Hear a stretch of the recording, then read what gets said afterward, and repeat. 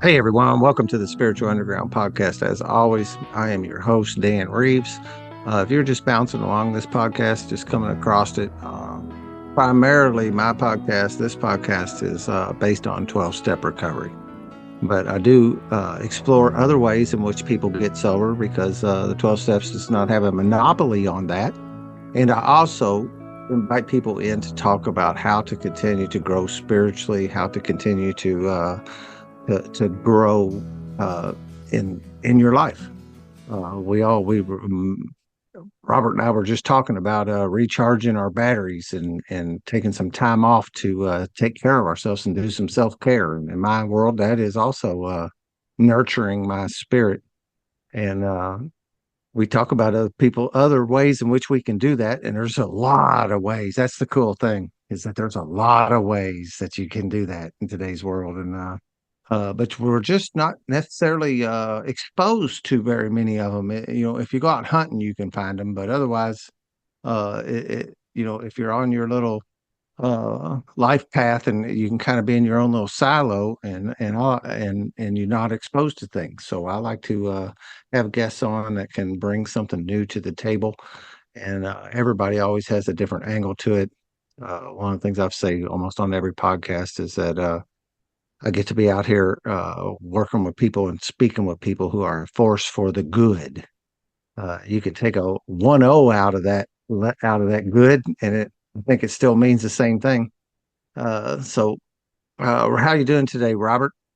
Doing great. I'm doing great. Thank you for having me. I definitely appreciate the opportunity to be able to share my story, share with the listeners, and like you said, kind of give back. Give back is that's all what I'm about. Absolutely. Yeah, yeah. I really am a fan of the theory of Joseph Campbell's hero journey about how we go in to fight our own demons or deal with our own problems, and then we come back out the other side and having been victorious over that. My job is to come out and share with other people how I did that and what Absolutely. worked for me. Uh-oh, I lost the Oh, video on you. oh, did you? Oh, let me see. Oh, No video input is what it says up here in the corner of my screen. There, it's back. okay. All right. Sorry about that. I don't know No what big deal. happened. Life is not sterile, Test. so Absolutely. I don't sometimes my father lives with me, and sometimes he passes through, and sometimes my 20-year-old son passes through, and Mm. sometimes the coon dogs next door are barking, and it's just all what's going on. So it's do you go by Robert L. Robinson? Yeah, Or so just that's Robert that's Robinson? yep, Robert Robinson, Robert L. I get Robbie. At work they call me Bobby, so Oh, do they? I'm used to it all. Absolutely, Yeah, yeah. yeah. Well, call me whatever you want to. Okay. So what what tell me what you're up to. How did you end up sitting here in front of me today? All right. So I'm a author. So I'm 36 years old. I guess I'll start at the beginning. 36 years old. My birthday just passed October the 12th. Happy birthday. And this year, kind of like what you were just talking about, what I like to do is over the past maybe 5, 6 years, I really in-depthly had got into just reading and researching. I am on the Myers-Briggs or the DISC assessment or something like that. I am the C on there, so I'm the conscientious person. I get into a rabbit hole of research, and next thing it's hours, days, months goes by and stuff, and I'm just solely ingrained literally into what I'm into. So over the past couple years, I was just, trying to grow personally, and it took me into a rabbit hole pretty much of habit transformation.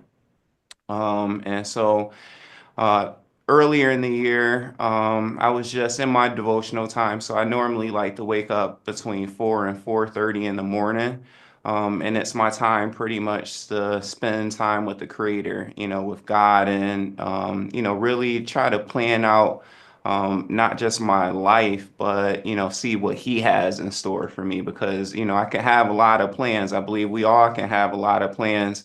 But, scripture tells us that the steps of a good man are ordered by God. And so I always want to acknowledge him in everything that I'm doing and everything that I'm saying and everything like that. So I dedicate those times in the morning, when my wife is asleep and nothing's happening. And I dedicate that time pretty much just to kind of hear from him, and I do that on a daily basis. And so earlier in the year, like I said, I was doing some habit research and starting just this year, I really started journaling and got into the habit of journaling. So as I'm writing stuff down, it's never been really on my bucket list to, write a book, but as I'm journaling, I see the same thing starting to come up, day after day after day. And Patterns. it pretty much went to our patterns, our cycles, our habits. And I said, you know what? I'm gonna go ahead and put something together because I read a lot of books leading up to it, like Atomic Habits, The Power of Habit. Um, but I saw a lot of practical aspects of it, but I didn't really see a lot of spiritual components to it. So I wrote a book called Disruptive Habits, Breaking Free, and it marries those practical steps along with the Word of God. Because again, in my life, spiritually, God is the creator. He is the sustainer. He is the person that pretty much gives us what I call the blueprint of what we need in life. And so, as we follow his blueprint, then as he says, all those things will be added unto us. And so, as I started to do these things, I wrote the book called Disruptive Habits Breaking Free, where it marries the practical and also with the Word of God to strengthen you, to let you know that despite whatever you're going through, that you have a purpose, that you have a calling, that you are set aside,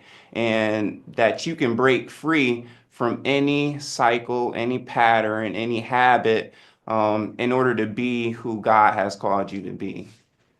Yeah, I like talking my language because the big book Alcoholics Anonymous says the exact same thing is that that there's a power out there greater than me Right. who can help me get free of my destructive habit, which was drinking and drugging, and once Mm-hmm. I harness that power and I submit to it uh and learn to actually what today is learn to flow with it. Right. I'm not like paddling upstream anymore. And then, my favorite saying is this, then in my life, the skids become, but the skids are greased. And if I'm heading in the direction that my higher power, God, we kind of leave it loose in 12 step recovery because some people are so, uh, people come in 12 step recovery with, objection to the word God. Right. I Usually hear after you. a little while they don't. That Yeah. usually falls off. Uh, Mm-hmm. but we kind of soft sell it, and once you get in alignment with what higher power wants you to be doing, life gets easier. Right. It's You're right. You're smoother. right about that. Mm-hmm. Yeah. I'm just interested when I talk to people like you. This is half the world's problems, and I don't know if that's right, but a bunch of the world's problems is your belief is different than my belief, and therefore I had to be in conflict with you because of that. Mm-hmm. And it's Right. baloney because we all are pretty much on the same, I had that problem early in recovery myself of trying to figure out whether the Baptists were right, the Catholics were right, the Hindus were Mm-hmm. right, Islam, and all those were right. And I've actually come to the point today where I believe they're all right. They're just speaking from different points of view. Absolutely, yeah, you're right about that because growing up, I had went to private school and it was a Catholic school, and so it was interesting, growing up. Because I said, like I said, I went through 12 years of private school, and I would come to our church, which was a Pentecostal African American church. And then I would go to school, and I would learn more of Catholicism. And so it was always like early on, it was like, man, there's not really too much difference. I was seeing from, what they were saying, what we were saying, and, it all centered around, like you said, the higher power, whatever that you would attribute it to. But there was still always just a moral standard, and I think, like you said, that moral standard is something that I don't care if you are Islam, if you are Christian, if you're Buddhist, that moral standard is essentially what should be guiding us, and that in essence uh, creates and help to mold us into who we become, and so when we think about what's going on, like you said, in the world today, it's, everybody feels that maybe, I'm right, you're wrong, this is right, this is wrong, we need to do it this way. And I was actually just having a conversation last night with my wife. We were doing some study, and I was explaining to her, and we were talking and essentially about the church and how the church started and stuff like that. And I was telling her, there's so many different denominations and different sects and different ways of thinking and believing, but at the end of the day, like I said, that moral standard still has to be the same. Love your neighbor as yourself. When we get to just solely those moral, those moral standards, again, it kind of takes away those barriers, that, hey, I'm right, you're wrong, and this is left and this is right, and we need to just do this, when I believe that we just all need to come together as a community in order to make our world a better place. Yeah. Yep. There's a little, I don't know if anybody's got more little sayings. Maybe the Bible probably does, but that's probably the Mhm. only one that has more little sayings than 12 step recovery has. And one of the things that I was taught from the beginning was to stop looking for the differences and begin to look for the similarities. Mhm. Uh, that's where I learned that. And I came in doing that. I wanted to poke holes in everything, so, Right. okay. There's the, Hmm. there's the gap. I'll talk Hmm. about that, and I've been around make it to January, I'll be sober 10 years. Oh, And congratulations. thank you. Yeah. um and now I get the opportunity to help other folks get sober because I have a little handyman woodworking business that I do around here, and I'm from the Louisville, Kentucky area, Hmm. and I actually live in Southern Indiana, so I run around and do that. But the majority of the rest of my life's energy is helping people get sober and run around the trajectory of their lives. And you get to see them, and they come in. I always like to say block and parry. They've got a shield on one arm and Yeah. a sword on the other, and you're Yeah. trying to bring them help, and they're going, Yep. yeah, they're just blocking. But slowly, as we go through the process, they start to lay down their shield and their sword, and before long, they've become connected to this power that I promise them that if they will do the things I'm telling them to do, their Hmm. life's going to get better. And ultimately, that's all. That's really the bottom line is what they want.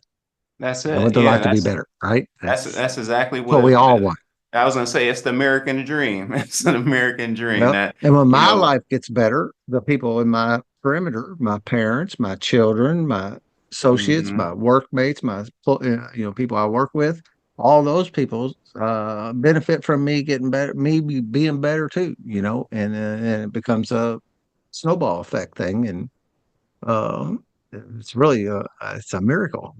Yeah, no, no, you're absolutely right. Because that's something that a couple years back I had in my community, we had created it was a year long 8 step to wellness, because there's some one big thing that I'm big on is holistic healing, so I can't just be so spiritually, sound, but yet, like you said, my physical body is in chaos. I'm messed up in my emotional relationships.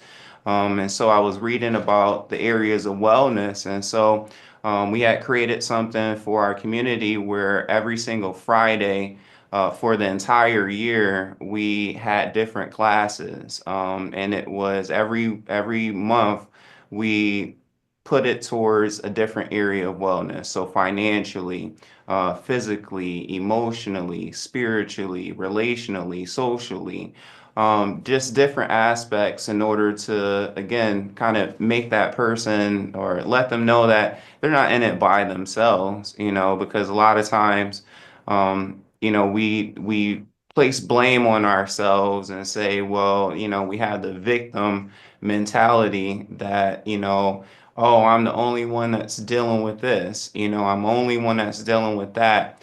But when we really look and, we come together as, a community, essentially, to let them know that, you can holistically be able to hit in every single area, and that was one of the pitfalls in my life is because growing up, I grew up, like I said, in the church, and my father and my mother, they were the senior pastor, or they still are the senior pastors of our church, and so kind of growing up, I always saw the best out of everybody. They would kind of put their mask up, and oh, this is Robert, and they give me the best that they could give me, and so because of it.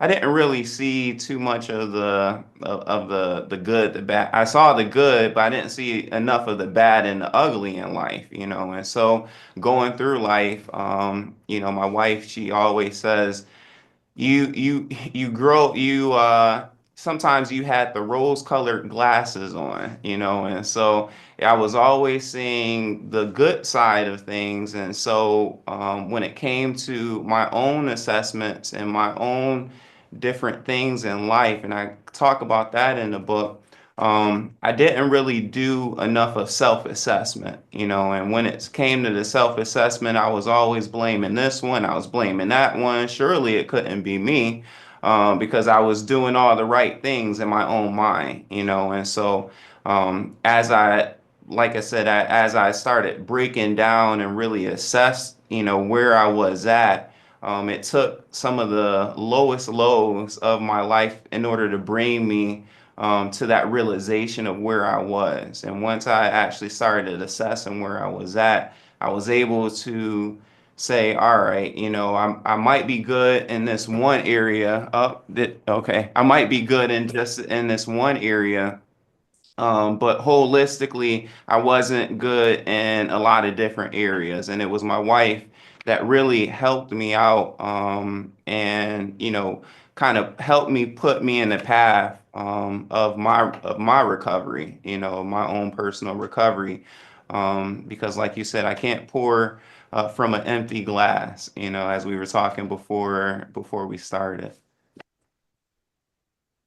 That's my sponsor and I have started groups here in Louisville, Kentucky for the 12 steps for everyone, not just alcoholics and addicts, not gamblers, overeaters, for just any soul who happens to, like we say, you think there could be some more in your life. Could your life be better?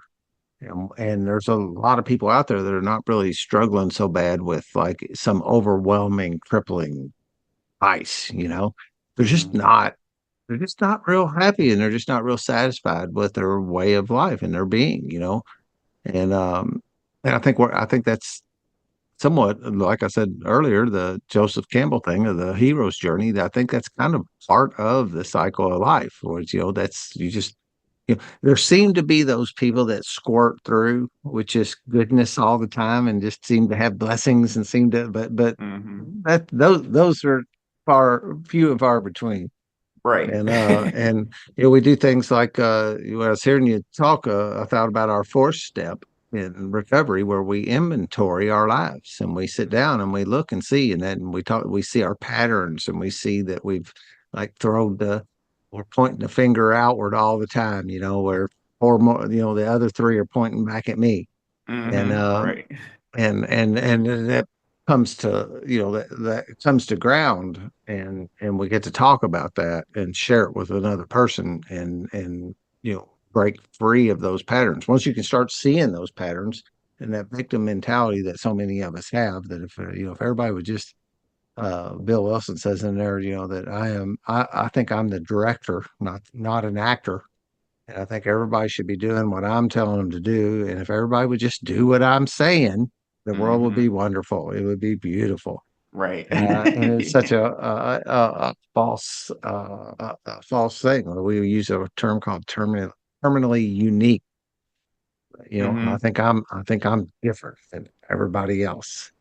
And Absolutely. Yeah, you're right. And actually, when I started going into, like I said, the different personality assessments, that really helped bring out, like you just said, my personality type is because I do so much research and because I do so much reading and because I'm like in the realm of the analytical side, for the most part. I always think that I'm right, and so even still to this day, I have to kind of dial myself back, even when talking to my friends and my peers and stuff like that.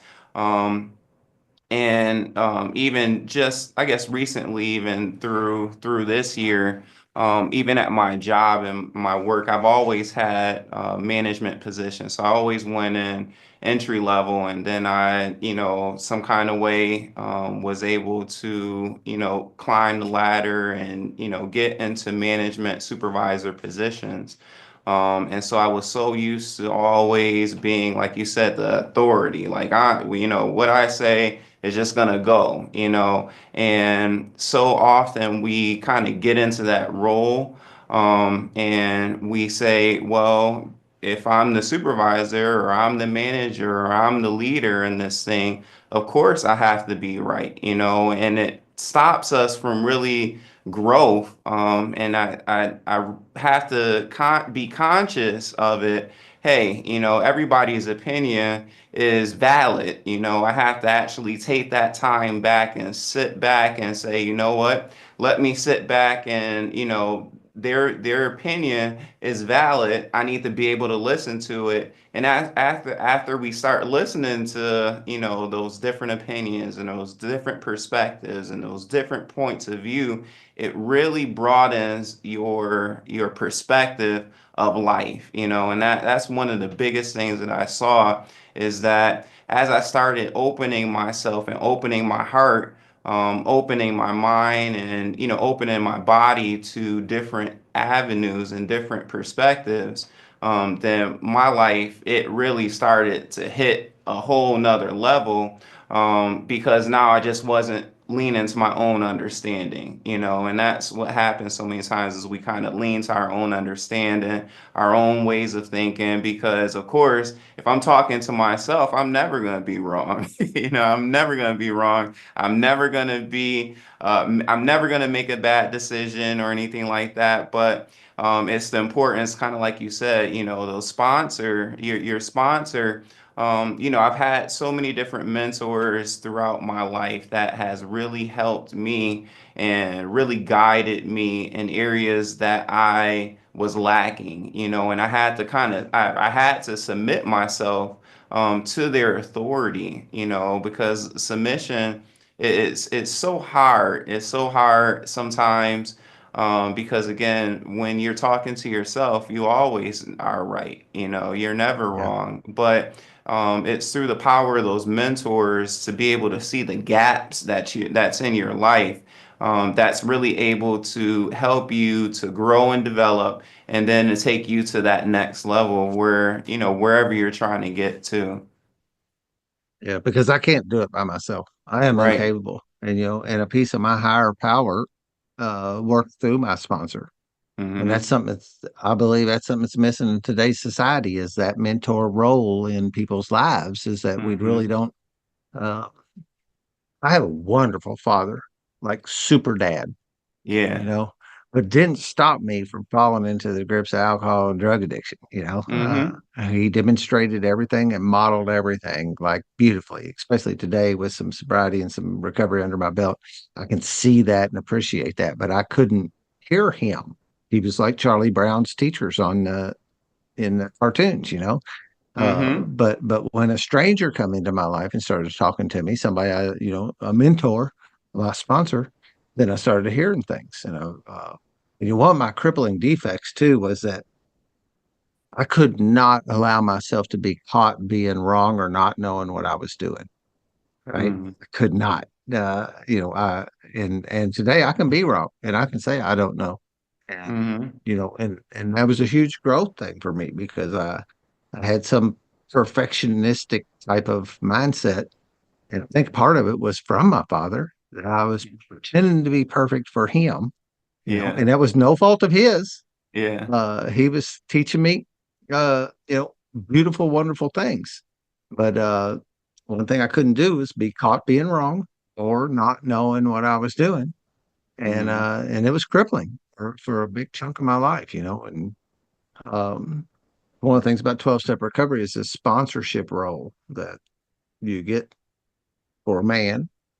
You get another man in your life that can kind of be that third party that doesn't have a dog in the fight. He's got no emotional attachment to your issues Mm-hmm. and can give you feedback and point you in directions. I can't count the amount of times that my sponsor has given me perspective that I just was blind spots, just blind to it. I Yeah. couldn't see it. Mm-hmm. I believe it. Yeah, because as you were talking about your father, sounds like we have very similar similar upbringings and stuff like that. I always tell this story about when I was probably about I would say between 9 and 10 years old. I was there, you know how you go to school and they give you in science. Science was one of my, best. I love science. So we had this shoebox.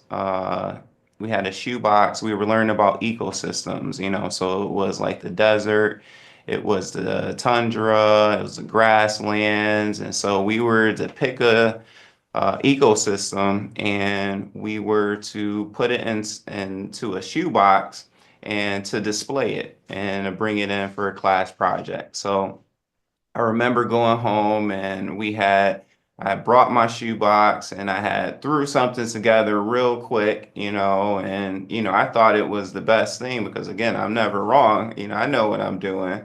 So my dad, he is a very A-type personality as well, very meticulous person.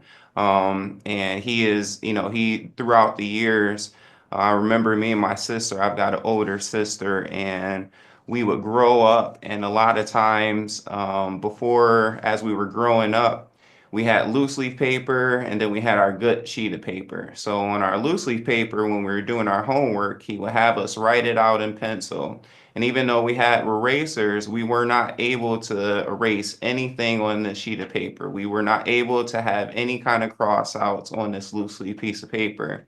And once we actually did everything and it looked nice and everything was, our cursive was right or our lettering was where it needed to be, then we would give it to him and he would give his approval over it. And then we were able to transfer into our notebook for home.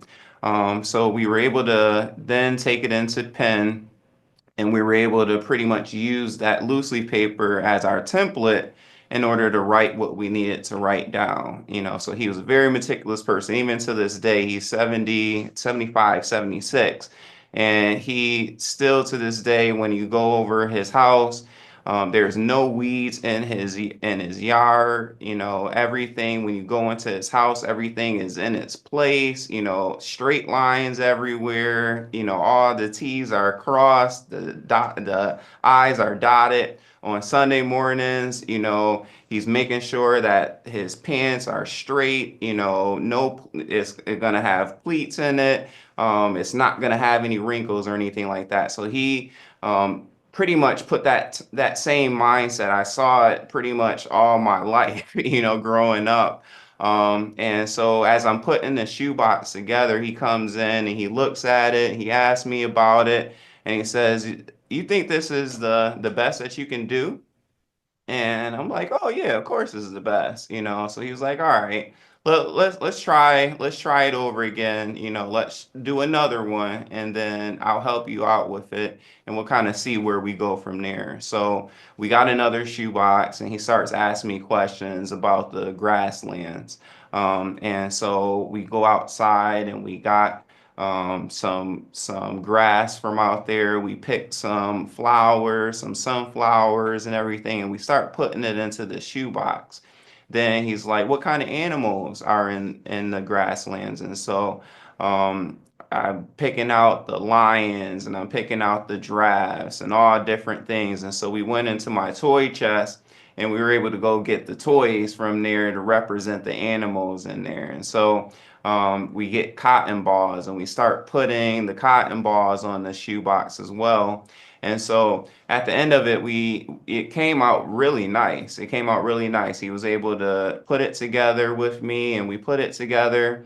And I was just like, oh man, this is awesome. So we went to bed, and we woke up in the morning. At that point, I didn't open up the shoebox. So I took the shoebox there, and my mom, she used to always take us to school in the morning. In our city, it's always like potholes. That's the running joke. There's What always area? Where do oh, you I'm live? in Buffalo, New York. Say. Uh-huh. And so, we're going down the street, and my mom, it seems like she's hitting every pothole that she can find. So, I'm young, like, Mom, come on, what are you doing? Like, you're gonna mess up this project. And me and Dad worked so hard on it. And so she's like, all right, stop, calm down. You all right, you all right. So we get to school, and again, at this point, I still didn't open up the shoebox. And so I set it in the back, I set it away from everybody else's. I said, as soon as my project come up, I'm gonna wow them. And so it was finally my time to give my presentation. So I go up there in front of the class and I open up the shoebox. And as I'm opening up the shoebox, I see this light start to emit from the shoebox. My dad lined it with a whole bunch of those little candle lights, to be able to light up the scenery and stuff like that. It was so cool. And everybody was like, "Oh my goodness!" I was kind of like the man, in the sixth grade at that point in time. Everybody's like congratulating me and stuff like that, and so I was so elated. I went home and I was talking to my dad, and I was he gave him a big hug and was thanking him for it. And he had put something into my mind, and I never forget it. And it pretty much is kind of like the catalyst of my life, even still to this day. He said, Robert, do the best that you can always do. Always be the best, because that's who you are. You are the best. And so he was always really affirming to me early on. He always told me that you're the best. You need to always strive to be the best. Even if it takes you a little bit longer to do something, take that time to do it so you can consistently do those things. And so, even translating to my life now, I was able to get sponsors and I was able to get mentors. The scripture kind of talks a little bit about marking the perfect man, and so I take that literally, and depending on where I'm at, depending what season of life I'm in, I'll look at somebody that I want to, mark those characteristics that I want to be like. And so I'll do whatever I need to do. If I need to take them out to dinner, I'll take them out to dinner. If we need to go golfing, we're gonna go golfing. If they're a hunter like you, we going hunting. I just need to be able to glean those characteristics to be able to help me grow and develop into a better person and still consistently make myself a better person day after day. Yeah, that's what we talk about on picking a sponsor. You find somebody that has what you want. Hmm. You see guys, and you hear a lot, I saw this calm, collected demeanor, and I wanted that. I Hmm. saw, whatever it happens to be. That's one that hits me. I heard it, what's Carl Jung's synchronicity thing. If I hear something three times, it really sinks in on me. And I've heard that 3 times in the last week. And actually, one of them was pointed at me. They said, I saw a dude who was calm, who seemed to be just collected, and that's why I asked you to sponsor me. And that's like highest honor stuff, you know. I mean, it's Absolutely. Yeah, you're right about that. You know, when people, you know, like you just said, you know, when people, because you know, I don't claim to be the best or the any, you know, I'm not that. I'm just Robert at the end of the yeah. day. You know, I'm just trying to be the best guy I can be today. absolutely, Today. same thing. Yep. Yeah, and so it is it's pretty cool. You know, after people really see because the other week we were coming down the stairs, and I think it was actually after church and stuff. Somebody was saying, "Oh, Robert, you're so cool. You know, I gotta be like you and stuff like that. You know." And say, And I think wow.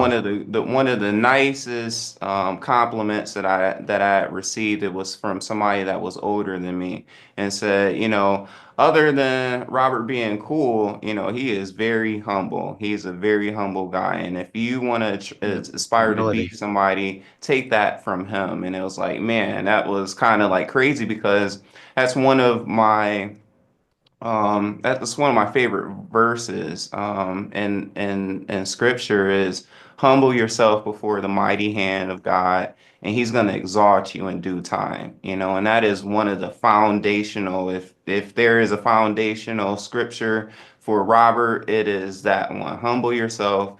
I always attain to humble myself because and it showed itself all throughout my life, you know, where he's exalted me above myself. And at the end of it, it's kind of like I'm not, you know, exalting myself. I'm always kind of just pointing back to the creator. You know, it's not about me. It's not about what I've done. And that came from different mentors, you know, growing up and stuff like that. You know, thinking about, you know, when I was growing up, you know, you always want to be, oh, that's me, that's that.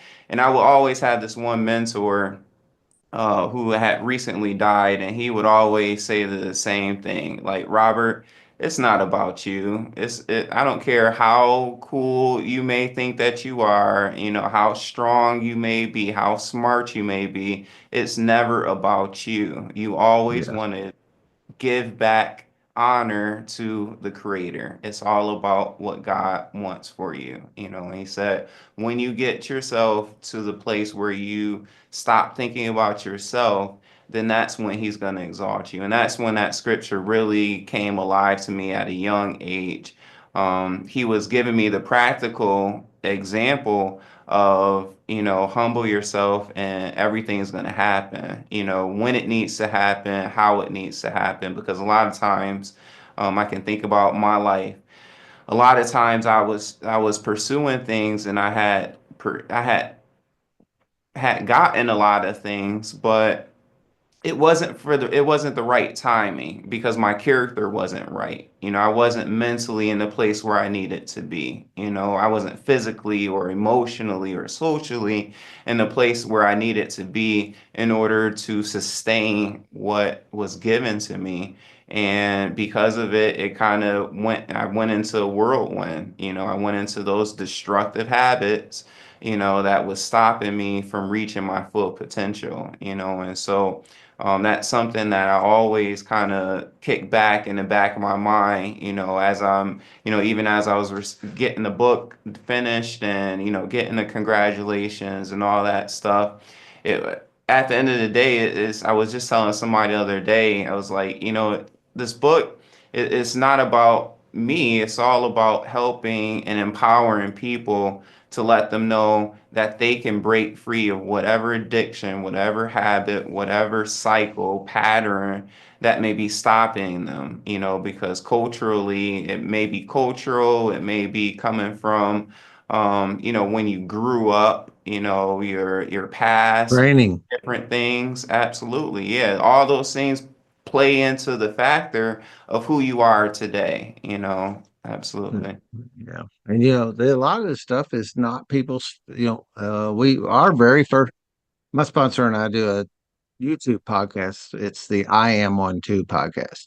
It's the letter. It's kind of got the small letter I, kind of like iPad or iPod or iPhone. Okay, yeah. Mm-hmm. I with a capital M 1 2, and it comes out of the second chapter of the Alcoholics Anonymous Big Book. It talks about that if I read these pages, I may decide that I am one of these too, which is identifying as being an alcoholic. That Mm-hmm. is uh, the bottom line is, if you don't think you have a problem, you ain't going to be working to solve nothing.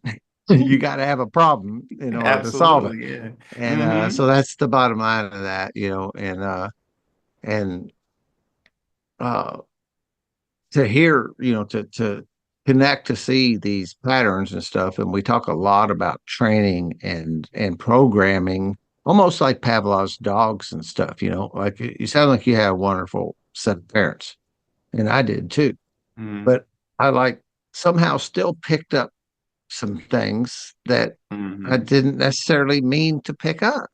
Absolutely. And I began to do behaviors that were contrary to what, if I would sit down and go, "Hey, mom and dad, you okay with me doing this?" They just said no. Mm-hmm. Mm-hmm. And Absolutely. but it didn't matter. I was still that little bit of a rebellious, teenager and that kind of thing. And little did I know it was going to take me where it took me. Mm-hmm. But and I spun off on something, and I lost my train of thought. Oh. Um, Go ahead, pick up for a minute. I'll pick it back up a minute. Okay, yeah, yeah, no, like you said, my parents, they set a really good example, growing up and stuff like that, and I can too attest to that. I had You went said and I would like to know too, though. I don't want to necessarily interrupt, but that's just yeah, brought me back since you started. That's the one thing I've learned about these give and take conversations. mm-hmm. Once you start talking, then I come Oh back yeah, online. take it, Uh, take it. but you talked about destructive habits that you fell into. What Mm-hmm. would you mind sharing some of what kind of Absolutely, that was yeah. for you?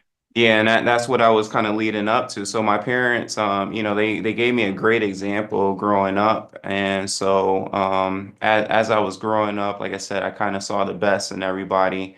I had got into a relationship where, like I said before, I was had got into a relationship where I had a good heart towards it, but it just wasn't the right person.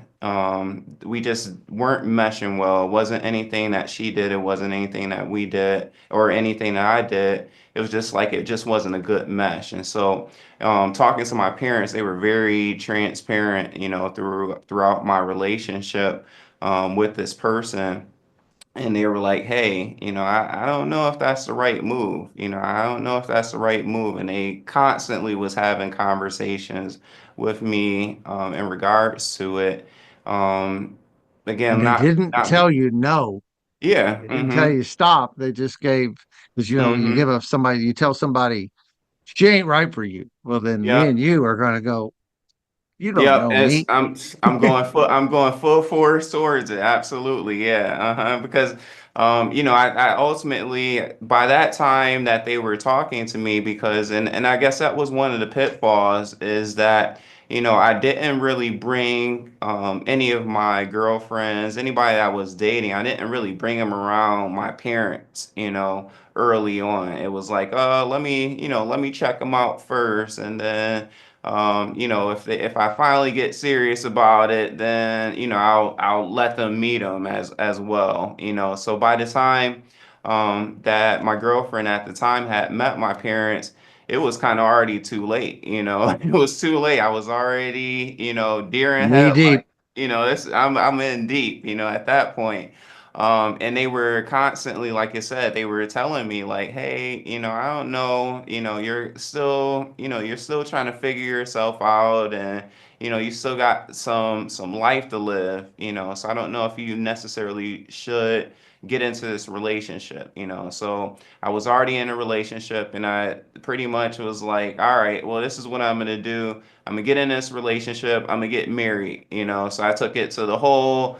I took it to the whole end of the spectrum, and this is what I'm gonna do, and y'all just gonna like it, and everything's gonna work itself out. Y'all gonna be, telling me later what it is. It's all good. You were right, Robert. Again, my personality type, So, went into the marriage and I had worked so hard to sustain it, because I said, looking at my father, he was always a great provider for our family and everything like that. And, so I went out and had bought a house. I had a good job, had, just bought a new vehicle as well, trying to really sustain, trying to go into this marriage with the best foot forward, or so that I thought, but as time had went, I think the marriage had lasted for it might have been like a year and a half, and a year and a half was like, oh man, the floodgates were just opening left and right, we ended up just separating and ended up going through a divorce. And it was during that divorce, and like I said, it was something that I had wholeheartedly put myself into, and I'm not really gonna speak too bad about her or anything like that. I put my whole heart on the line, and it was like it was crushed, and my heart was crushed, and I had to that same house that I worked so hard for. I didn't have the house anymore, had to sell the house, had to The move back assets. to my parents. The car that I had ended up losing my job around the same time period too, Mhm. so now I had lost the car. It got repossessed. I walked outside one morning, looked to the left, looked to the right, and I'm like, I know I parked my car here. Where is it at? I call the police. They come there and they're like, "Oh yeah, apparently your car got repossessed." I'm like, "Are you kidding me?" I knew Me? My absolutely, car? yeah, I You got can't. to be kidding me. Absolutely right. Uh-huh. So I'm like, "Oh my gosh," because I had so much faith that the payments were going through, and the payments weren't going through. I didn't even know about it. So that happened. I had lost my job, and so I was pretty much right at like bare bottom, So not only was I rejected by somebody that I loved, my heart was crushed. Mhm. My car was repossessed. I lost the job, and then the house that I worked so hard for, now that's gone too. So like I was at like the lowest of low, and so you Yeah. talk about That's what we call a destructive. bottom, where Yeah. you sometimes you bounce off the bottom and it doesn't have to be Mm-hmm. everybody's bottom can be different. And Absolutely. Right. Yeah. And so those destructive habits pretty much was like, you know what? Because she hurt me, then I'm gonna go into this pattern of just hurting others, and not respecting others and not respecting women and doing you're those hurting me. things. I'm gonna hurt me. Absolutely. Yeah, absolutely. Just going down that line of, I'm not going to be serious with anybody at this point, because what is the point of being serious and in a serious relationship? And so it was kind of crazy because, I'm heavy in the church and stuff like that, and now I find myself in these destructive patterns, this destructive behavior. And so I think that was pretty much where it actually hit the line because at the same time, I had met my now wife, Stephanie, and as I had met her, she was very self-aware. She was very self-aware of who she was, what she was looking for, and all that stuff. She didn't have time for games, and so she really kind of laid it out on the line and was like, "Hey, if this I see your patterns, I see your destructive patterns, and you got to fix it, if you want to be in a relationship with me." I think we lost it. So we I ended can still up hear you. going through. She ended up actually sending me to a. It was a. It was a Momentum Education. They're based out of New York City, and we had went through. So she calls me one day, and she's like, "Hey, Robert, do you trust me?" And That's a big question. I'm like, yeah, of course I trust you, you know. So she asked me, "Hey, do you trust me?" And I'm like, "All right, yeah." And so she's like, "All right." And so the next thing I know, she's sending me out information to this conference called Momentum. And this conference Momentum, it pretty much goes through essentially those destructive behaviors, so self-identification, self-awareness, and everything like that. Um, so I go there and I went through it, and through it they gave us homework day to day, and the homework that we were getting, it one day it was like write a letter to your parents, about something you want to apologize about. Well, I wrote a letter Mm. about, sorry for not listening to you, because you were giving me sound advice, and I kind of just tuned it to the wrong ear. I wasn't listening to your advice at that point in time, so I had to write that letter and send it Yeah, out to. we have a ninth step. It is the amends, where Hmm. we go do exactly what you're talking about. Oh, okay, yep, uh-huh, yeah. And it almost seemed like it was patterned in a 12-step program. It was a week-long conference that we had went through. Like I said, it was like heavy just in identifying, how I grew up, and, all those different things. And we would be in there from like the morning time, 9 o'clock in the morning, to about 8 or 9 o'clock at night. Yeah, how Um, did you feel about doing that? Like going into it? Oh, going into it, I was at first I was like, you know what, I don't need this or anything like that, Yeah, right. and Yep. then, I'm in there with a bunch of strangers from across the country, people flying in, people locally from there and stuff like that, and it And was then you just like, feel that traction start happening, right? absolutely, yeah. Uh-huh. Yep. And so as they're talking to us, it started, the one thing he said on day one, one of our facilitators, he was like, "I just want you to have an open mind when you go into this thing. Just be open, completely open." Um, he says, "Forget about everything that, you may Set think, aside everything you think you know.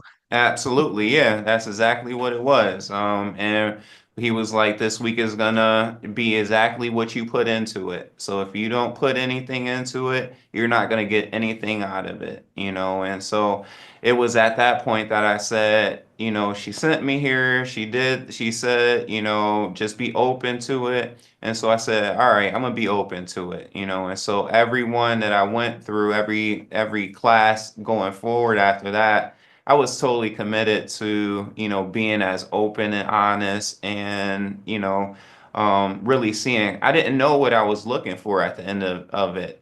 So I went there. She told me, to go there and everything. But like I said, I didn't really have any expectations at the end of it. I And was just most like, of the let me time when see. we get asked to do something, I'm instantly going to be rejecting it, putting up barriers about somebody else telling me where I need to go to be better.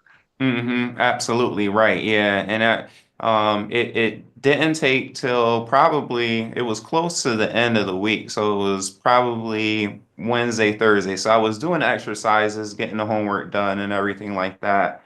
'Cause that's Um, what you do. yeah, that's just what I do. Yeah, just getting it through.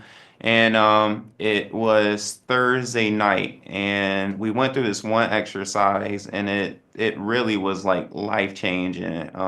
We stood in front of each other, and Mm. he asked, "What do you want? What do you want? What do you want? What do you want?" And you just kept asking that question to your partner that was standing around you. And, first you would start with like real surface levels. I don't know. I Good want, job, a big I want a house, a job. car. Absolutely. I want a nice car. I want a house, and all that stuff. And it's just like, what do you want? What do you want? What do you want? That repetition that just kept happening. And then it started getting from those materialistic things to now what was really inside of you. So Right. the exterior was coming off just like an onion, and it was going into the inner layers of what you really wanted. And so at the end of it, I'm just like, at the end of it, it got to exactly what I was running from. I said, I want love. I want Yep. to be loved by someone. And I want Love to and have that connection. respect. Absolutely, yeah. And so at the end of that, it was like, all right, I got to there, but then I still didn't understand, where they were leading us to. So that was like a Thursday night, and then Friday, it was pretty much like it was the culmination. So everything that we had went through on the week, that's when we were gonna be graduating, or it's starting the proceedings for graduating and everything like that. Um, so Friday comes, and throughout the entire day, it was like just a recap of everything that we had went through. It finally was about 7 o'clock at night, and it was our last exercise, and everybody now was like in a circle. So we went in there, and there was like no chairs, no nothing like that. The lights were kind of dimly lit in there. They had some soft music, and everybody that was a participant, all the facilitators, it was pretty much like everybody in that momentum education. They all formed a circle, and the facilitator starts out and just, recaps the week and, thank us for being there and all that stuff. And he gets to this point where he's like, all right, now I need you guys to close your eyes, and so everybody closes their eyes, and they are, now you're just kind of like, okay, what's about to happen? So everybody closes their eyes, and he starts to say, think about the person that sponsored you to come here. Think about that person that, spent their time, their energy, their resources in order to make sure that you were here for this week, and think about how much they care about you, despite what you're going through, despite where you're at in life. Think about that, and it was like, all right, wow. I started thinking about Stephanie, and how, my destructive habits had gotten me now here to this place, on a Friday night in another city, to be able to, experience this thing, and the awakening that it took me through the entire week, and so I was like, oh Yes. man, at that point, my eyes are closed. I'm thinking about it, and I'm like, I, when I get back to Buffalo, I have to do anything that's possible to make amends, like you said, with her, to make sure that she understands how much I really appreciate what she did for me, because it was something that money just could not buy. It was a growth that I've never seen, Yep. We call it a within myself. spiritual awakening. That's it. That's exactly what it was. That's exactly what it was. Yeah. So, with our eyes closed, we had did this one exercise earlier in the week that talked about how open you were to people, and so it was a 1 through 4. And if you put up one, then you're just okay with just like a face-to-face conversation. And then it was like 2 with a handshake. 3 was, um, I think, more Hug. of a closer connection. The 4 was actually the hug. It was a full Hug is it. embrace. Um, and Yeah, my so home group, my men's home group, when we join up on Tuesday nights, this will come out Sunday, but it'll be on Tuesday nights when we join up, man, we are a hugging bunch, man. oh yes, Men, it's a absolutely. men's group and we hug each other, man, and we mean it. And there's something Mm-hmm. to that. Yeah, it definitely is. And so we had gotten to that point. He asked us to put up our numbers. So, first thing you got did, you put your hands behind your back, your right hand behind your back. You choose your number. He says, choose your number. So you choose your number, and then he says, all right, open, um, put your number up. So I put up my number 4, and then he said, open your eyes. And when I opened my eyes, lo and behold, Stephanie literally is right in front of me at Oh, that point. wow. That it was crazy. It was like you said, talk about a spiritual awakening. It was like, dude, like my heart literally just jumped out of my body. It was like, dude, I open up, I give 4, and there she is right there in front of me, and she's holding Oh, up 4 as fortunate you well. are too, man. Man, absolutely. It was such an embrace. I held her at that point in time, and by that time, tears is like flowing down my face, and I'm not really a emotional person. I'm always trying to be We strong, but it don't was want to just be, like right? We want to keep all our that stuff. composure and Yeah. all that baloney. Absolutely. Right. Uh-huh. Gotta be macho, gotta always be firm, and so it's like, man, as I was holding her in my arms, I was just like, I apologized to her about my destructive behavior, not really putting her as she should have been, as a priority in my life, playing games, lying, not doing what I needed to do in order to really be who I needed to be for her, and so I thanked her for it, and at that point it was like, all right, she's crying back, and we finally go back to the hotel at that point, and that night I prayed to God and I said, God, when I get back to Buffalo, I need to change. I need to change my life. I need to be a better version of myself. Me make Help You me know, be the man you want me to be.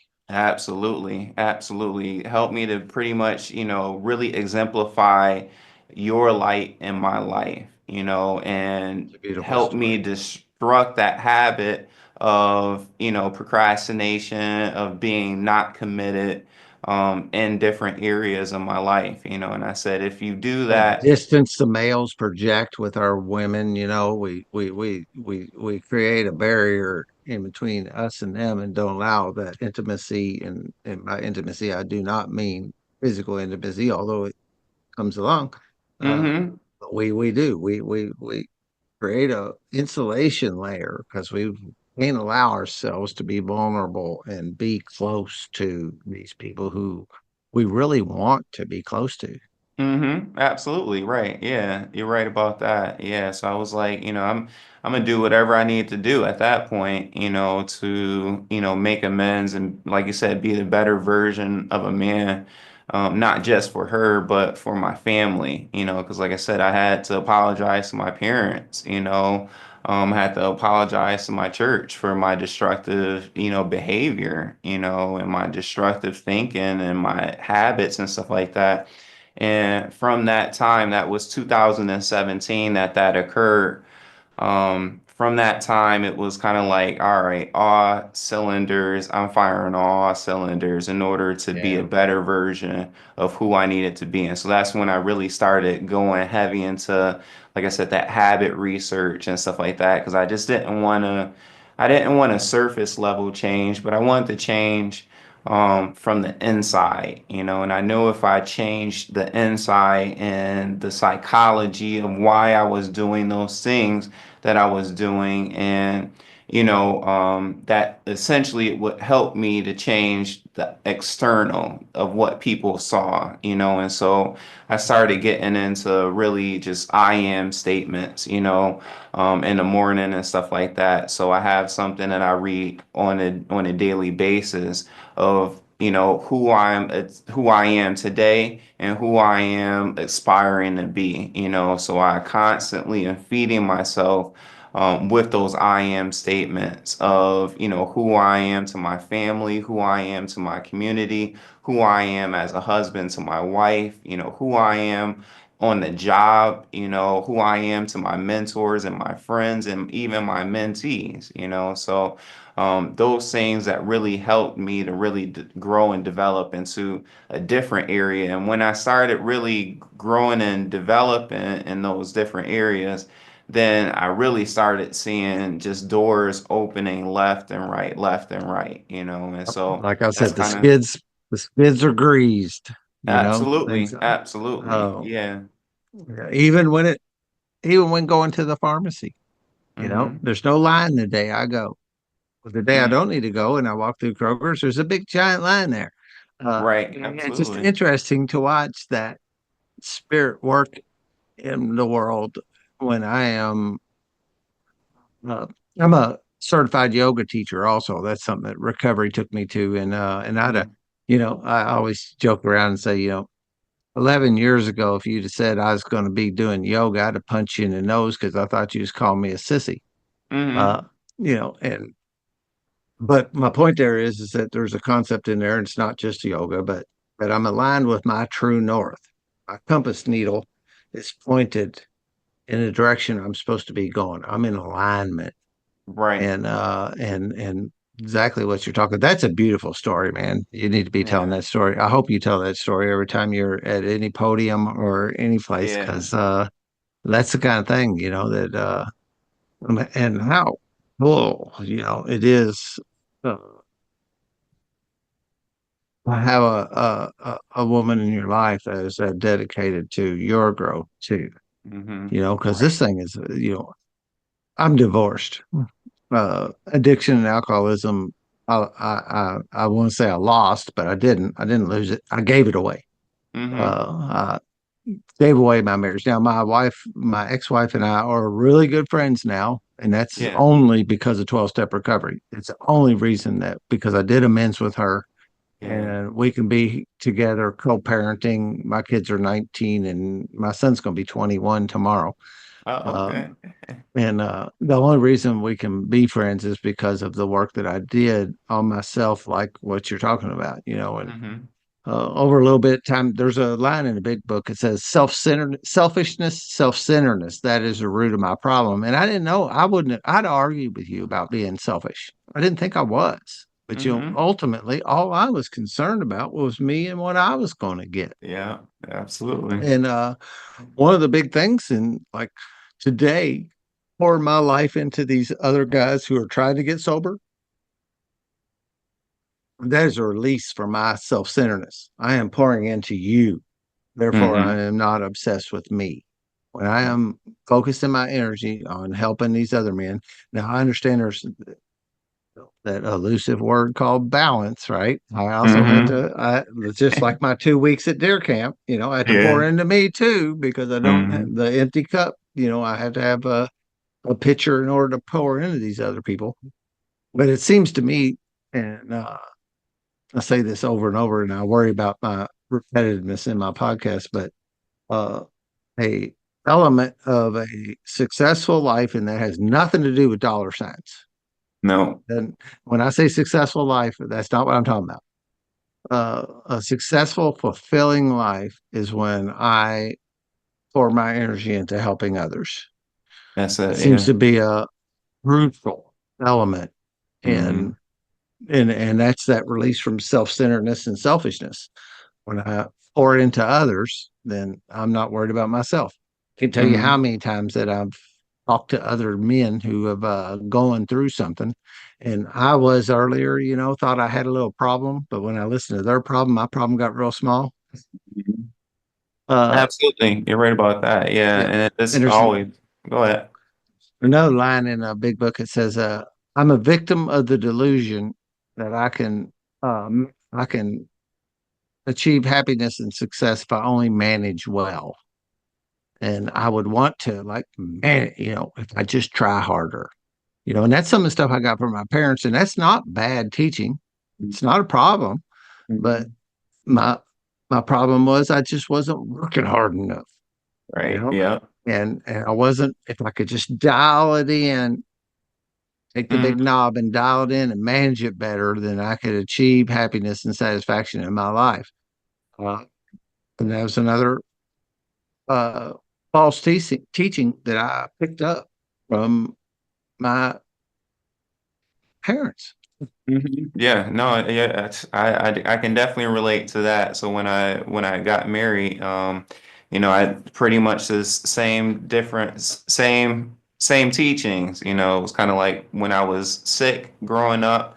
I was still going to school, I don't care Muscle what. up. Right, muscle it up and get to working. Every single day when it was time to get to work, I don't want to hear any excuses. You just get it done. And so consequently, going through life and in my different careers and everything like that, it was the same thing. I'm gonna go to work. I'm gonna work hard, and that work became an addiction for Yeah, me. workaholism. Workaholism. Yep, absolutely. Yeah. And so, kind of meeting Stephanie and stuff, she was talking about, we had at that point gotten married and stuff, and our arguments wasn't about anything trivial. It was about going on vacation, because I don't want to take off any days off of work. Of course I The can't. world, the No, world what? can't Are you survive kidding if I me? check out. Right, absolutely. Absolutely. Yeah. It's like, oh man, and so it's something like you said, just being mindful of, that balance. And I consistently, even still, it's a never ending thing of growth and development, now I'm finally getting to the place where I'm like, okay, now I need to relax, and like I said, I'm 36 now, and I'm just now kind of getting to that and being all right with it. Now I still have anxiety. Full transparency, I still very much have anxiety when I'm gone. As far as making sure that things are done how I expect that they're to be done, whether it be at church or whether it be at work and stuff like that, where I have to turn off the phone. It might be like a Sunday morning and I know church is going on.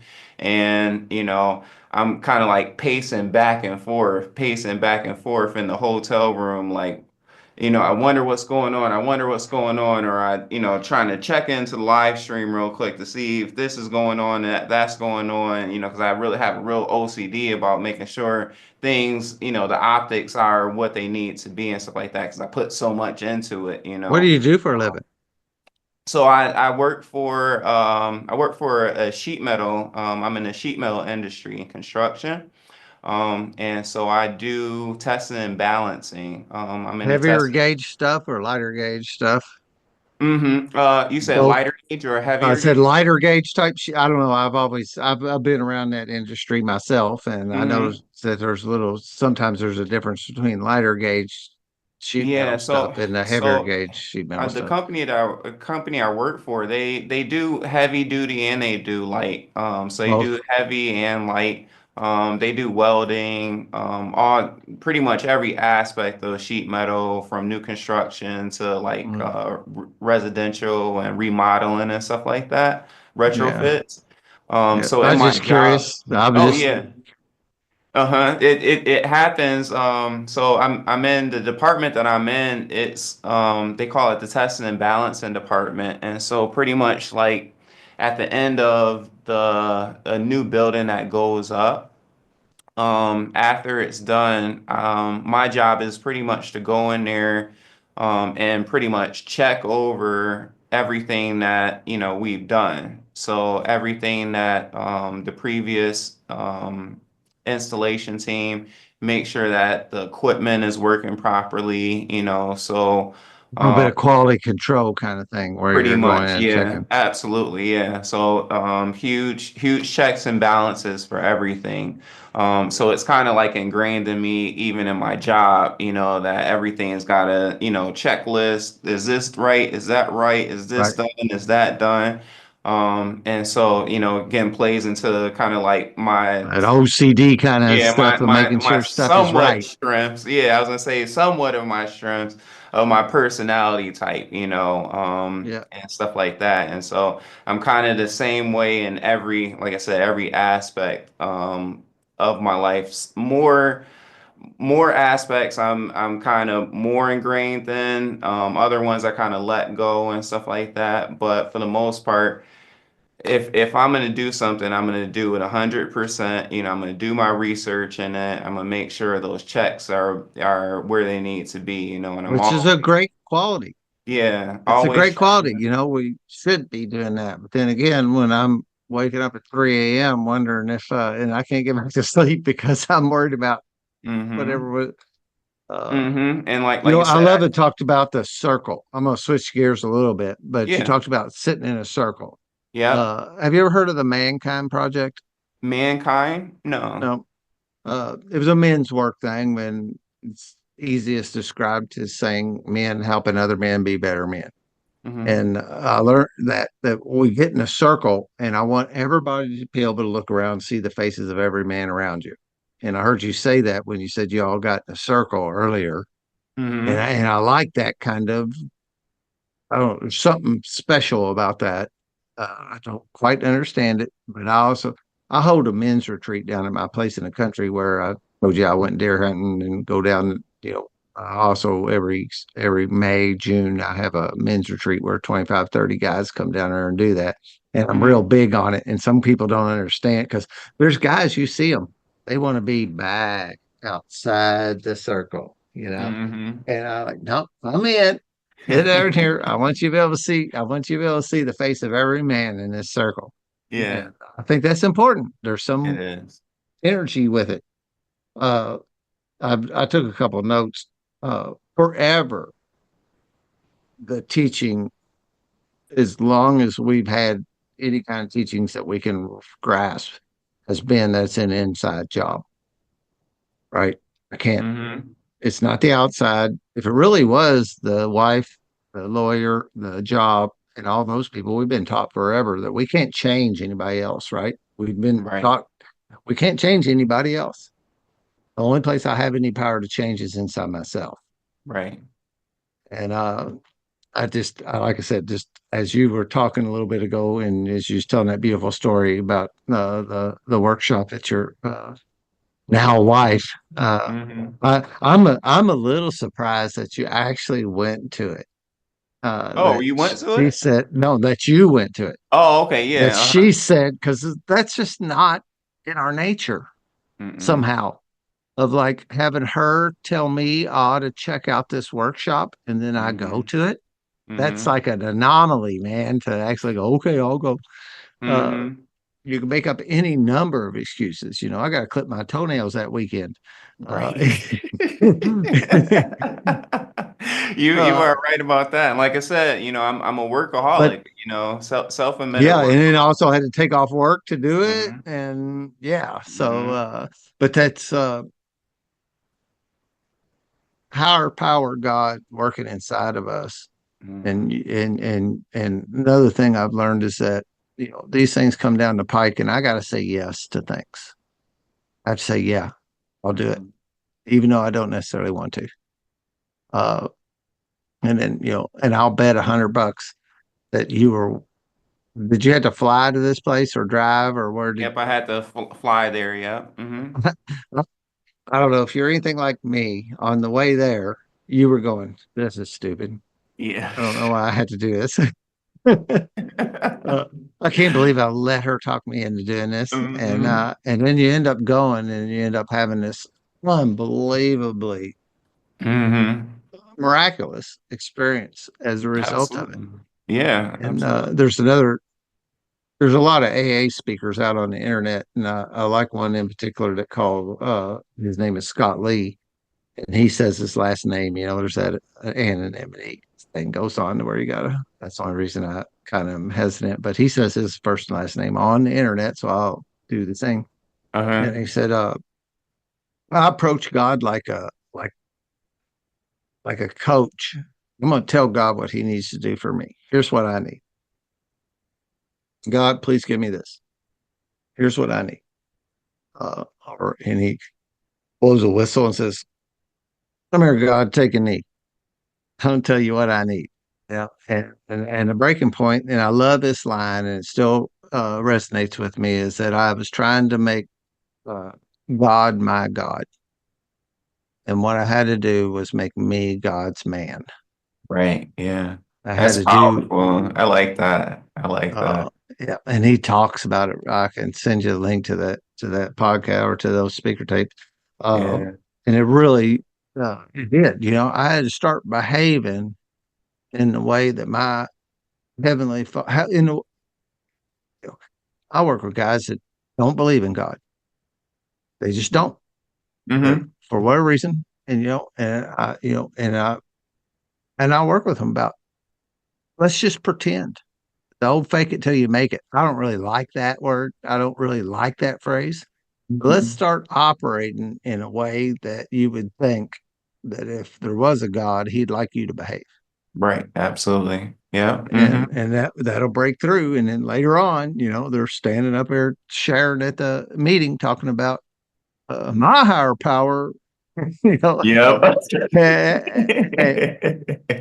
and, Yeah. and I also feel a little attaboy Yeah, absolutely. Right. of Uh-huh. that you're, uh, breaking a guy's barriers down to help him get closer to that, and there's nothing more fulfilling in my life ever. There's nothing.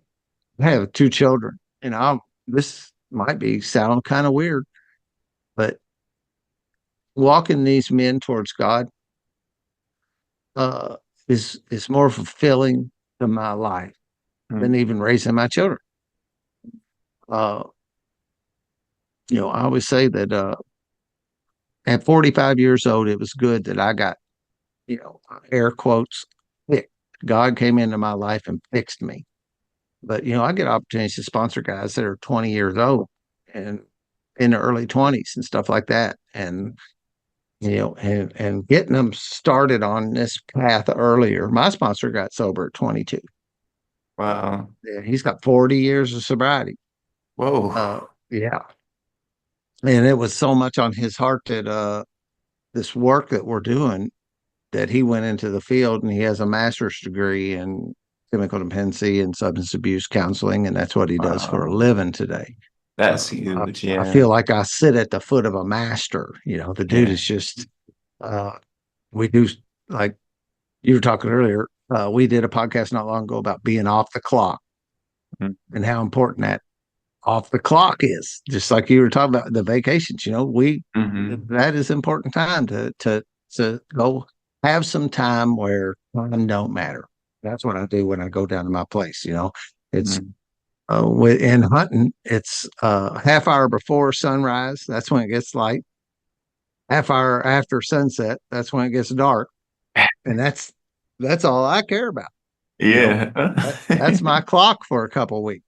Yeah. Uh, and again, I took some notes on this, what you were talking about over the last little bit that I just wanted to touch on. Yeah. Oh no, absolutely. Yeah.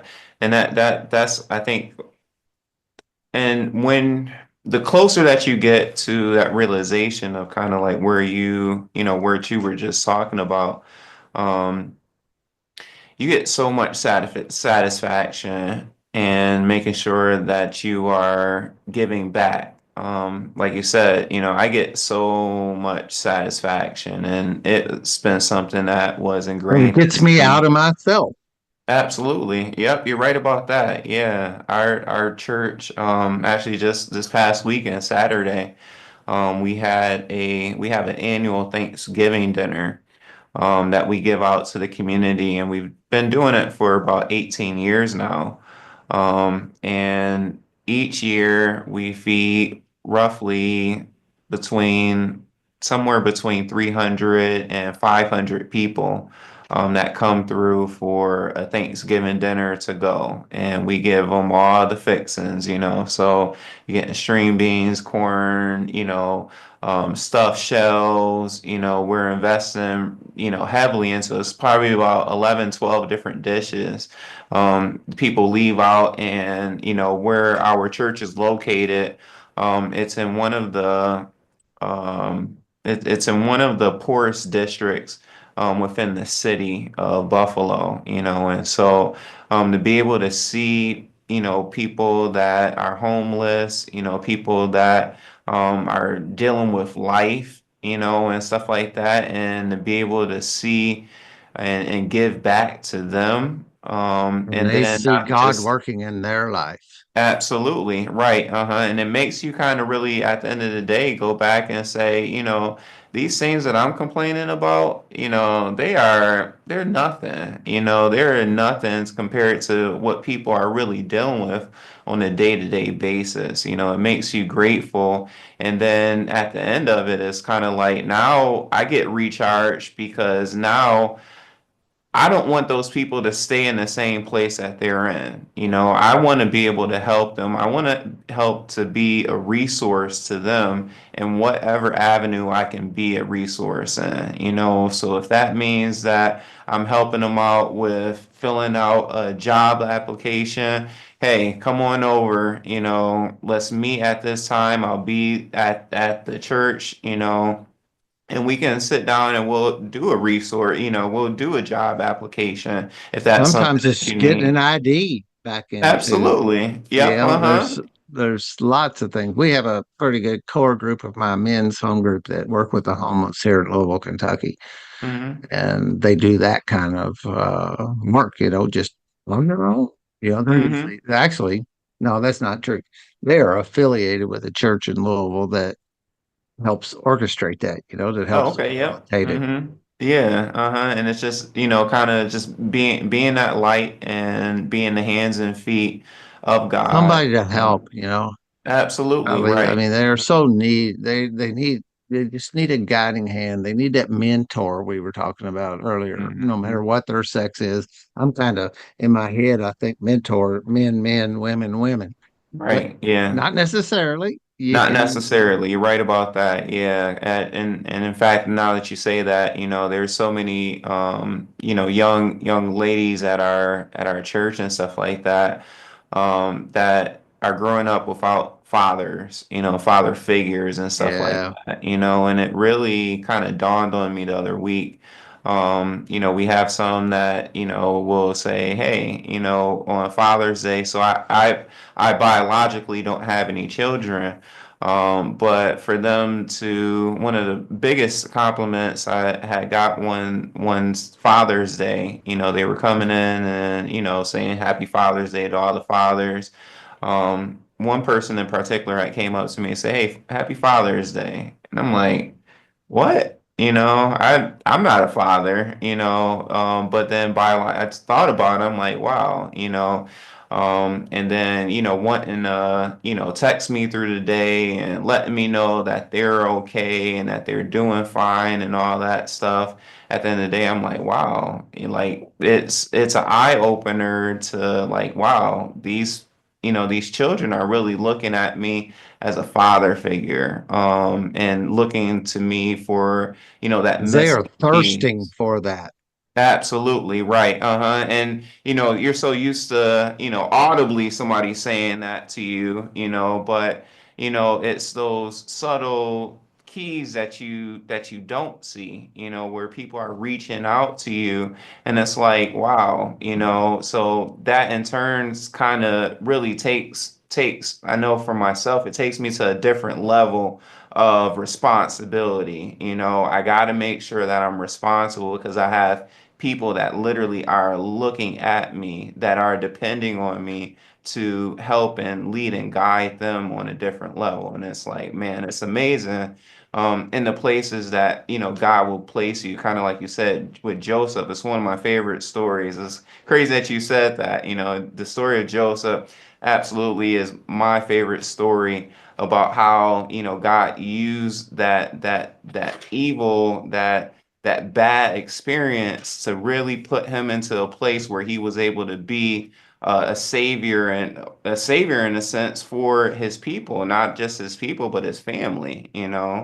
Absolutely. Yeah. Um, I struggle with a little bit of that, and I had to come to some get grounded with it. That a lot of the young men have asked me to sponsor them as I get to know them. They've had absent or less than optimal fathers, Mhm. and I took a minute to come to ground with that, and my sponsor helped me with that. But I started going around and like counting, and God has sent me so many men to help. It's beyond my understanding. The number of men I sponsor today. And if I count them up, the majority of them have had absent or less than good fathers. And they Yeah. look at me that way, and it's a little hard to like, just like you said, when somebody comes and says Happy Father's Day, and you, oh, Dad, you know, Hmm. and I start seeing this relationship where God has allowed me to fill that role in these men's lives. Right. And then when it really come down to it, like brings tears to my eyes to think that, Mhm. wow, I get to do that. I have a little thing about when anybody says they have to do something. Like I had to pick up my kids this morning. I had to pick up my kid. I have to do this. I always correct them and say, no, you get to. Hmm. You get to. You get to. Absolutely. Yeah. And I had my own little realization there about this. I have to be these guys' fathers figures. Yeah. Uh, oh no, you get to. Yeah, You get to do absolutely. that. Yeah, it's such a privilege, and like you said, even still to this day, it still is it's such a sobering feeling.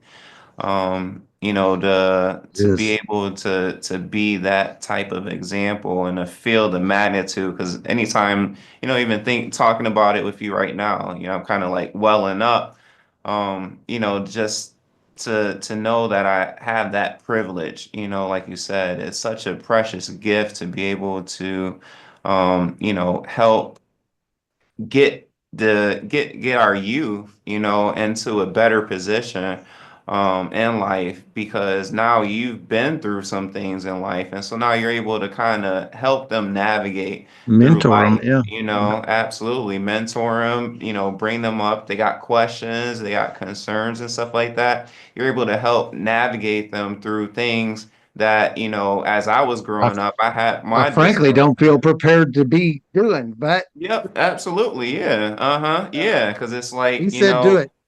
I had my destructive habits and stuff like that. And like you said, there was people around me that may have been able to talk to me, but, I was kind of canceling them out, but it was like now I'm going, we have these youth that's now asking me, hey, help me out in this area, and to see them kind of be able and help them navigate through those pitfalls in life so they don't have to go through those things. It's like, The thing where they come to you and absolutely. honor you with the question of, "Hey, Robert, can I talk to you for a minute?" Mhm. And you're like, "Oh man." Yeah, absolutely. Like Uh, I'm not the one, Absolutely. Right. Uh-huh. Absolutely. Yeah. but Uh, God will put the words in your heart to be able to deliver that message right. as you walk along with Him, and it's yeah, that's my eyes are starting to water. Yeah. To continue to talk about. I got sober when my kids were 8 and 10, and that was too late. Which is nothing I can do about that today, right? Yeah. But be the best father I can be from that point forward. And it's a little bit of like it feels a little bit like karmic payoff that I get to help these. Not only am I still my kids' best father I can be, I also get these places to like catch up.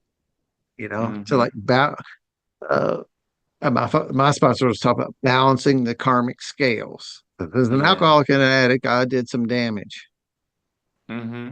Uh, and now I get a chance to balance those karmic scales to go, okay, I'll do some heavy lifting over here for Right. as long as you want me to, however I Absolutely. can. Hmm. Absolutely. And the fact that it's kind of like, there's so many people out here that have the opportunity, but do not, like you said, they don't take that opportunity. And the fact that God places you in a place, in a position, where He's allowing you the opportunity to be a light to other people, that's just like it's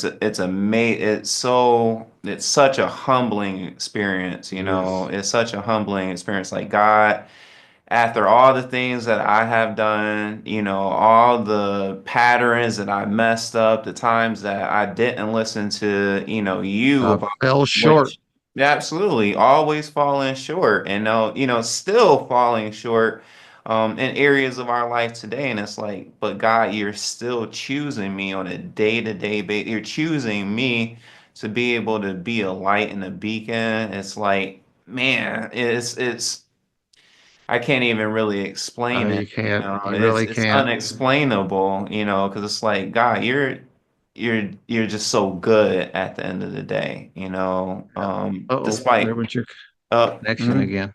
I can yeah. still hear you. So Okay. I always talk about, like, for a while, I thought I was picking my sponsees.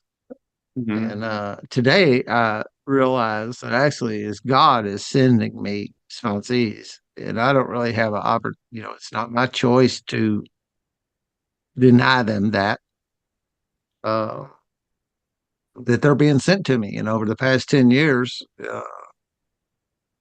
a bunch of guys have been sent to me. I'm an engineer at heart. Hmm. And so I keep track of numbers. And I take guys down to that cabin to do what we call the fifth step, which is kind of like a confessional.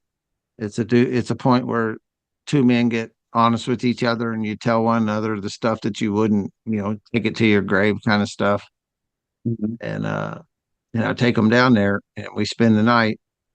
And I think in 10 years I've done 30. I think the last one was 32 guys. And there's some principles underneath the 12 step. The 12 step says uh, that we practice these principles in all our affairs. We tried to carry this message to other alcoholics, and we practice these principles in all our affairs. And the principles people talk about, the principles, and there's can't tell them off the top of my head on which one's which, but principles are stuff like honesty, humility, brotherly love, service, and these various kind of things that we do to uh, come out and be an asset to the community rather than, I was a deficit to the community. um, tell you real quick, I was drug addict, alcoholic, and ended up an opiate addict. And I started breaking in houses to steal pain pills. I got arrested for that. Got Went down to the judge in New Albany, Indiana, and my hometown judge Cody. He said, the sentencing guidelines for the crimes you've committed is 6 to 20 years in the Indiana Department of Corrections. Whoa. That happened to me in 2014. And I was playing engineer. I was like the Jekyll and Hyde. I was going to work in khaki pants and a button down at night, running around town, Mhm. stealing, burglarizing people. I have a problem with saying burglary. I need to sit down and practice that word. Uh, Uh-huh. but it. Uh,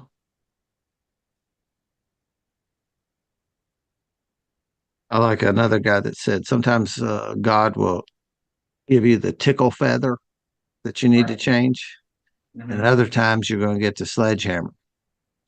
And I should have listened to the tickle feather because I got it, the nudges to do something different, and then I didn't listen to that, so he got out the big hammer, Yeah, and absolutely. Yeah. I didn't spend a day in jail. Doc,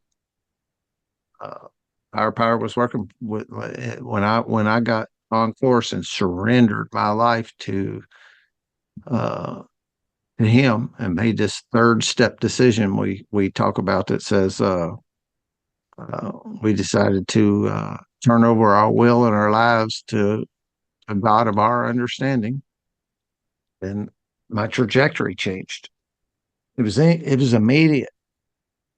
soon as I change my mind about, okay, I'm gonna go this way, next thing you know, the courts are opened up to doing things like home incarceration and stuff like that, where I didn't have to go to prison.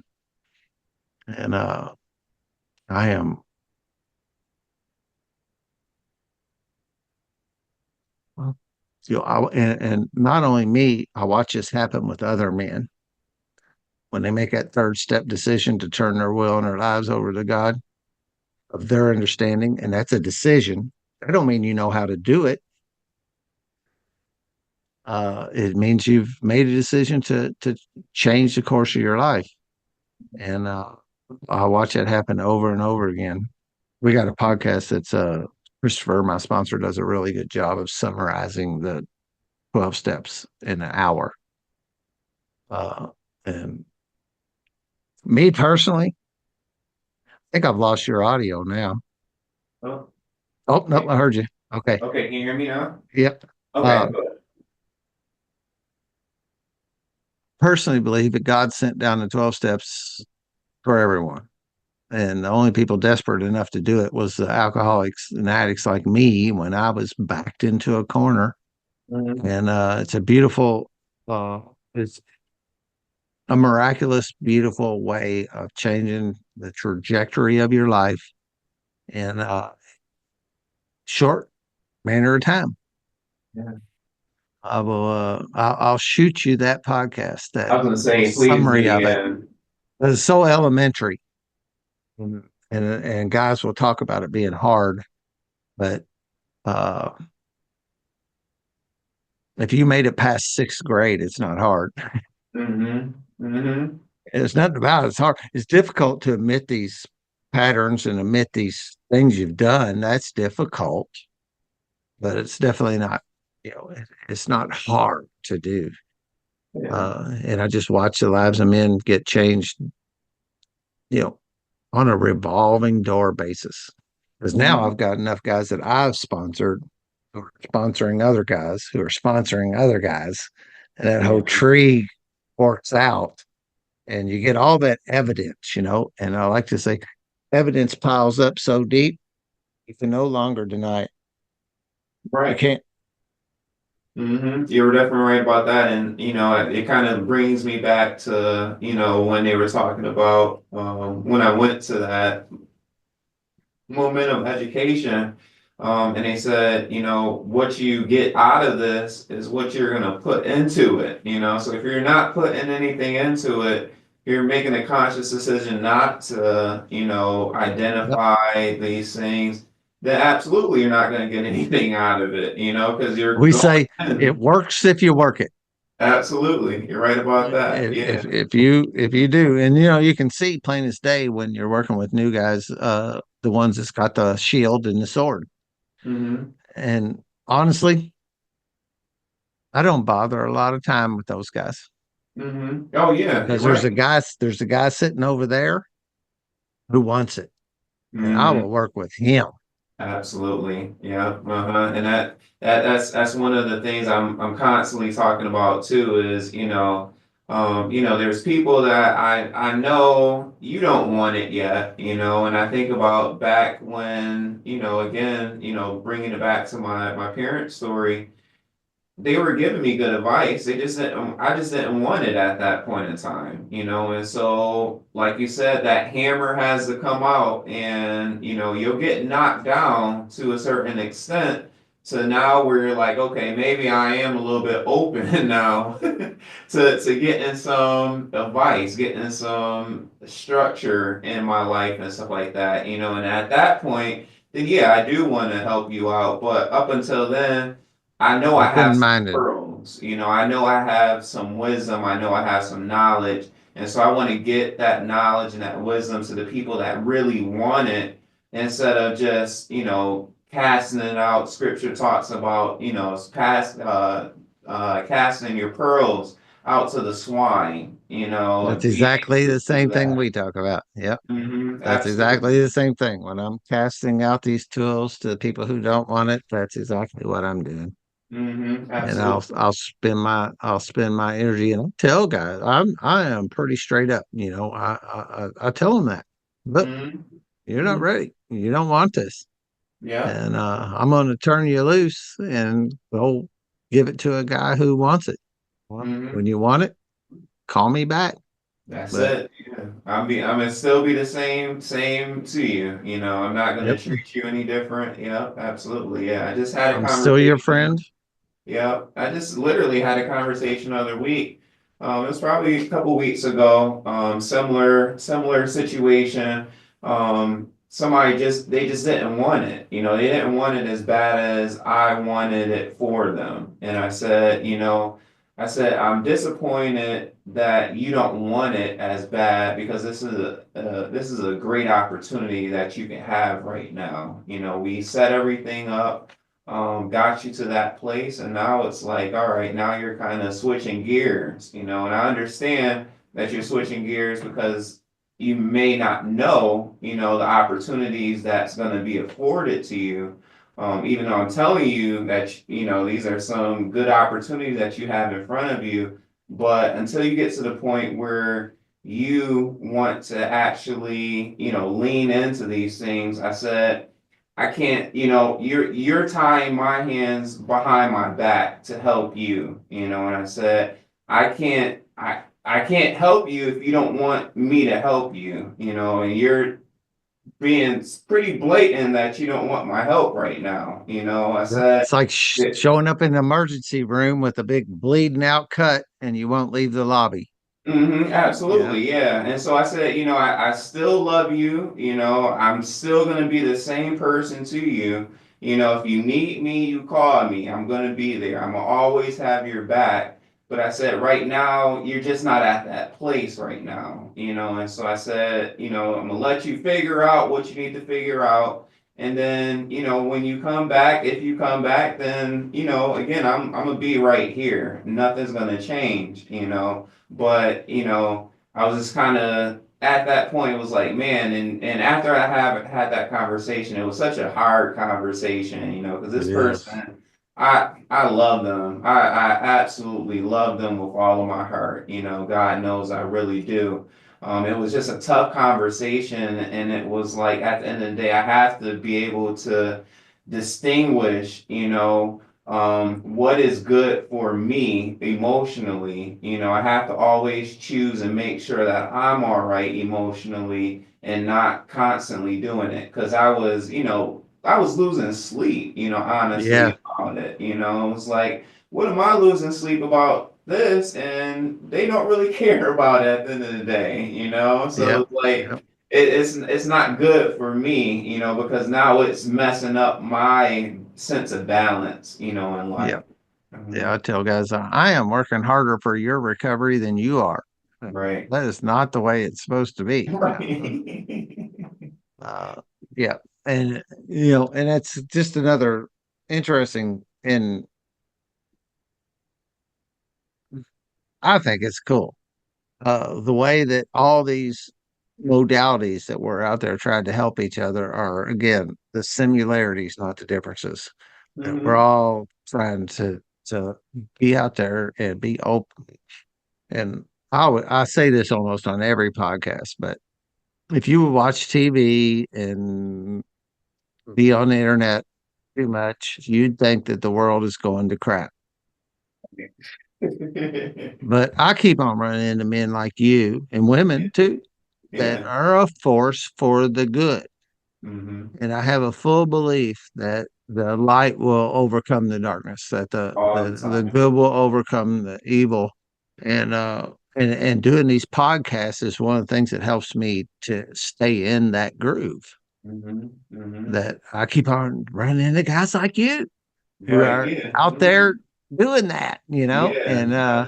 and it may be the single best thing about doing this podcast. I've been doing it for 6 years now, and Wow.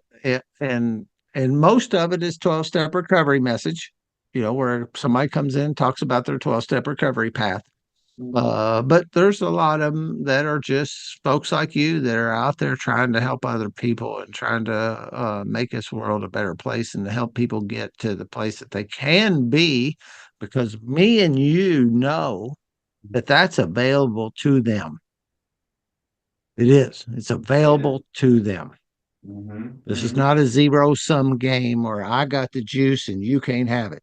Right. Uh, Absolutely. Yeah. Hmm. Yep. that this is you can change the trajectory of your life today if you choose to do so. Right. And But if you're, it's not a secret at the end of the day. You it's know, it's really like not. it really is not a secret. You know, It's people will try to paint the picture. 2,000 years old at least. Right, absolutely. And people try to paint the picture like, hey, you need to this, and be all secretive on, their pitfalls in life and stuff like that, and not really sharing their story. And it's like your story is so liberating at the end of the day because you don't know who's out there that needs to hear your story, and it's like when you put your story out there and when you're transparent enough, and you take off your own rose colored glasses and say, you know what, at this point, I don't care, how people may perceive me or how they may view me. I'm going to give my testimony, of how I overcame something. When you are transparent and you're authentic, people can feel that, and Yeah, it we can wear it. and it can start to change their life at that point. Absolutely. It's one of the things about Alcoholics Anonymous is Hmm. the anonymity. Yeah. If I mean, of course, with a couple of podcasts talking about it, my anonymity is out the window, but that's okay with me because my anonymity will prevent me from being able to get through to other people if I keep on keeping it a secret. And Hmm. and you know, I Hmm. would wear an AA ball cap and T-shirt. It doesn't matter to me. It's Yeah, not. absolutely. I don't care if it helps Mhm. you. Absolutely, yeah, and that I don't that care that at was all. one of my biggest reservations, even in writing the book and everything like that. I was like I said, as I was kind of writing stuff down and everything, I was like, do I really want to tell this story? Is this too transparent? Yeah, Absolutely, I'm sure. Yeah, but my sponsor is an author too, man. So I totally respect what it takes to write a book. Mhm. Because it ain't no ham and egg deal, man. And especially when you're Absolutely. opening up your own heart and being honest with your readers about what's gone on with you. Mhm. Uh, that takes some snuff to do that. Right, Not to mention the absolutely. work. Absolutely, yeah, and like you pretty much said, when people normally read my book, the chapter two is when I talk about my momentum education and my self-awareness journey with Stephanie, so that's when I really talk about it. And when I get to chapter two, normally I'm getting a phone call, I'm getting an email, I'm getting a text message like, "Yo, Robert, what? Are you kidding me?" Like that chapter is amazing, and it's those comments that really, because that was the hardest chapter, believe it or not, for me to write, is because it was something that I was dealing with a broken heart. I was dealing with, and as I'm writing stuff down and kind of getting mentally back into the place, it was like, man, it was tough writing that chapter. Normally it took me about, once I got into the groove of things, I was able to, do my research and write a chapter out and do stuff within like a week period. But when it got there, it was like I kept battling like back and forth of, oh, okay, I'm gonna go to another chapter. I'm not gonna put that in there right now, or I'm gonna go to another chapter, and it was like God was kept bringing me back to that story. No, you need to finish this chapter because somebody needs to hear your story. Somebody life is gonna get changed by this story, to let them know that again they're not in there alone, that they can have people that's around them that may be seeing something into them that they don't even see into themselves, and like you say, when you're helping out the youth or the men or anybody, man or woman or boy or girl, you see something in them, you see so much potential in them, and it's like, sometimes you get, it's like, oh my gosh, I need, like, you need to get it. You need to see what I see in you because you have so much potential. You have so much purpose in you. And if you just get to the point where you unlock that, the sky's the limit at that point. Absolutely. Yeah. Yeah. There's another line that went something as I reveal myself to God, God reveals himself to me. And, I don't know about you, but I haven't had like a burning bush. I haven't had a 10 commandment up on the mountain thing. Right. My experiences with my higher power have come through other human beings. Hmm. That's the way that I have received that. And as I open myself up and be more open to my fellows, then higher power brings reveals himself to me. Right. Right. And Absolutely. so, like writing that book and being honest and talking about that stuff, that's exactly the same thing, man. And again, I know by talking to you that's not like your motive. Yeah. Your motive is to help other people, and but at the same time, you get that this this energy exchange with the universe. Right. Yeah. Yeah. You're And definitely. when I say the universe, I'm also saying God. Yeah. I got you. I definitely got you. Yeah. Absolutely. Right. I Because. do kind of tap dance around that a little bit because of my Hmm. curriculum. You know, I, I Yeah. can I can run guys off. I can say God to somebody and they leave, Right. Right. Absolutely. Yeah. And or that's one of Jesus. the biggest things. So like even as I'm, going through life and, even on my job and stuff, I'm a whole elder at the church, working as an assistant pastor within my church, but when they ask me, oh, what do you do? And, outside of work and stuff like that, There you go. I'm just, whatever. It doesn't, You just had to fill them out not and just hope for that. God. I look up at the sky when I get those asked those kind of questions, and I Mhm. just have that habit. I'm like, all right, how much Hmm. should I reveal? Absolutely, right. Absolutely. How much exactly? How much do you want me to reveal? And so my biggest thing is like I'll reveal myself, I'll just be the same person that I am, show my light, let my light shine. And I might not even ever mention God's name, on a day-to-day basis, to my coworkers, but they always seem to like, man, there's something different about you. There's Amen. Yeah, there's hell yeah. like you're not the same as other people and stuff like that. What do you do, and stuff like that? And it's such like a mystery, and it's like those are the opportunities that I'm able to kind of reveal. Like, hey, yeah, I'm heavy in the church. I believe in God. He's my creator and stuff like that. But I'm a person that you're never going to hear me lead out with, oh, I'm a Christian, I'm God, all that Yeah. stuff. I'm just going to let my light shine, and as my light shines, if you want to know more about it, then I'll definitely tell you more about it. I'll tell you where all my strength comes from, but You'll like you know more said. about this than me, but the the Technicolor jacket, the coat, the Mhm.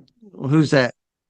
Oh, that's Joseph. Yep. Joseph. I thought it Yeah. was Joseph. I think that's a parallel for like this shine that you have on you, Mhm. that people see.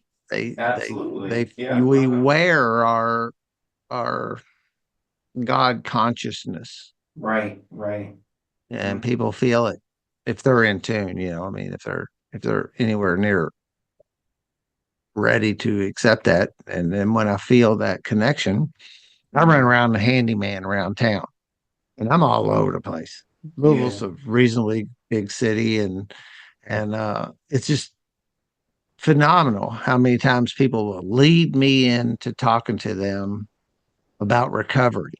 Mhm. And I really don't think there's, we have a definition for recovery that says we to reclaim that which was lost or stolen. So like that's getting your car, whatever, but that's not it. And to reclaim that which was lost or stolen. And I lost some of myself, my very being. I lost it, dope and booze and unhealthy behaviors. And some of it was stolen from me Mhm. through trauma and unfortunate things that that happened in my life. And when I go through this recovery process, then I get that back and I get back to me. Right. And I think every human has that going on. And Absolutely. these people who are out there who are hungry for recovery, Mhm. uh, you know, they will go, hey, you know, Mhm. just wondering, and they'll lead me into some conversation, and I go, okay. Absolutely. Uh, Absolutely, yeah,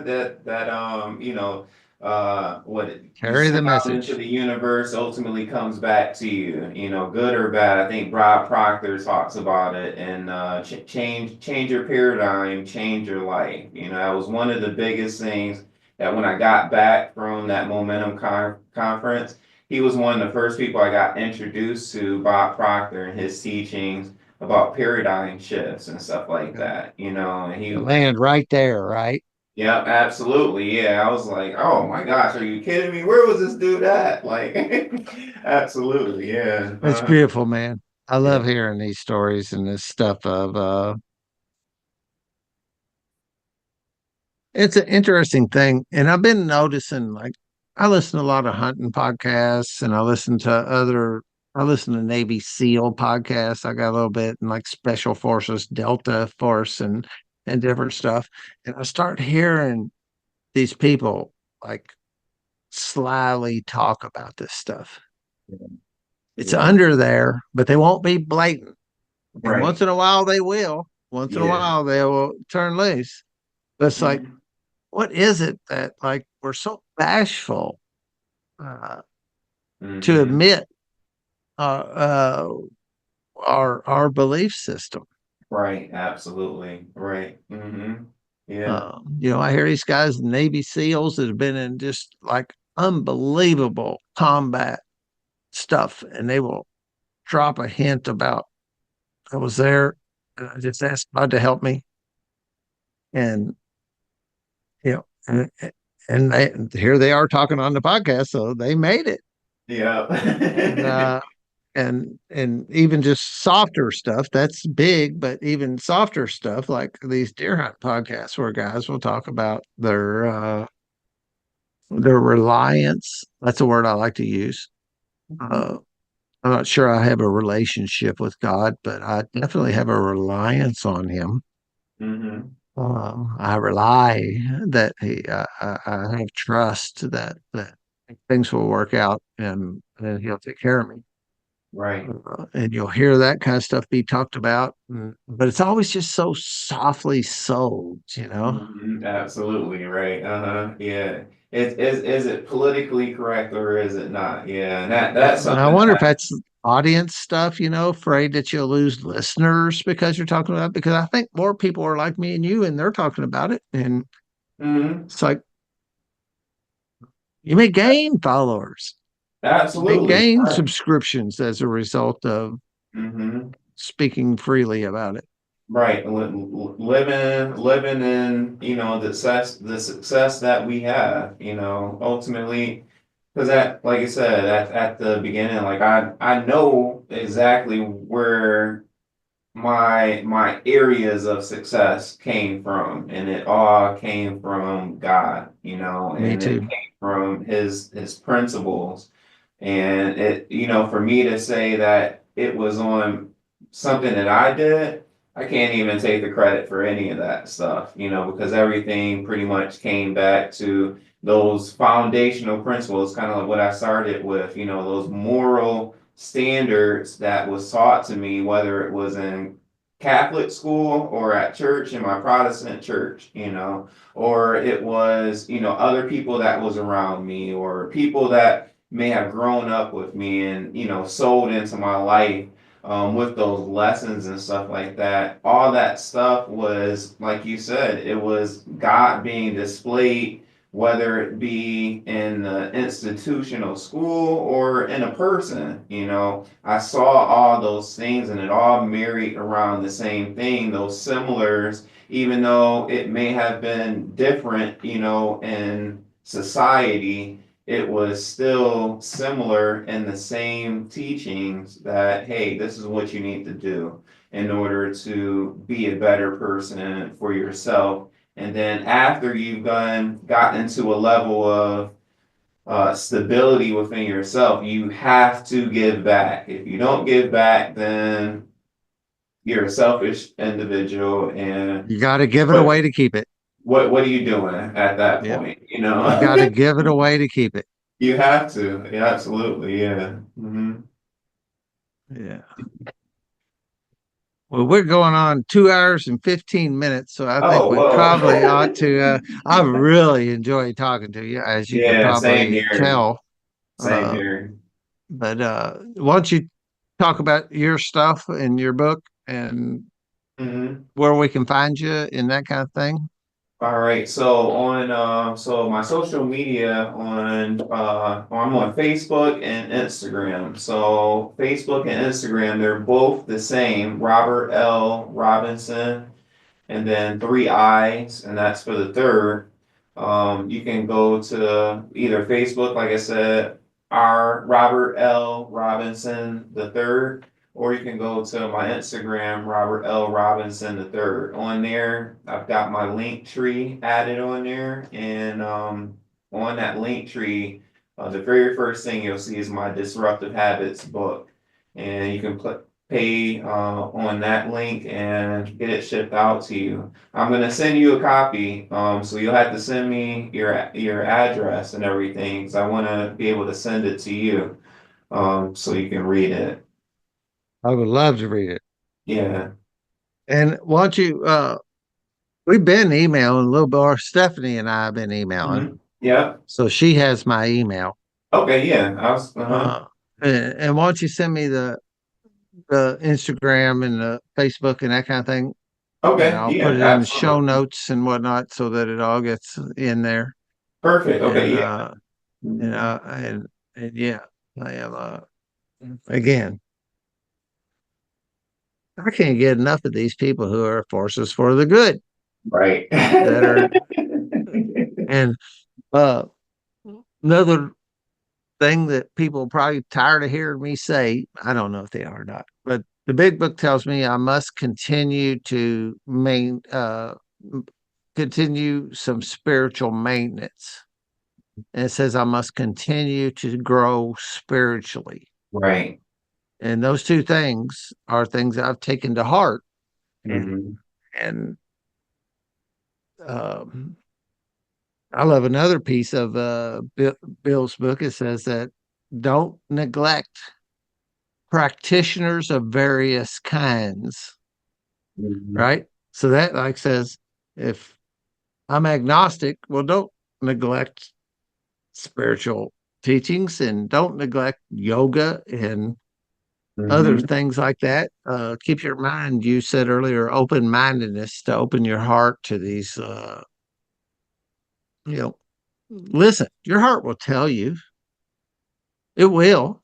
hmm Once you're tuned, it'll say, hey, pay attention to this, pay attention to Absolutely. that, hmm look into it, check it Yeah. out. hmm And Yeah. There's that's so one of the many reasons for things. my podcast Yeah. is to bring in people like you that have a not that you're not that awful special, right? You're just, hmm but you have a different angle at how you're approaching the spiritual aspect.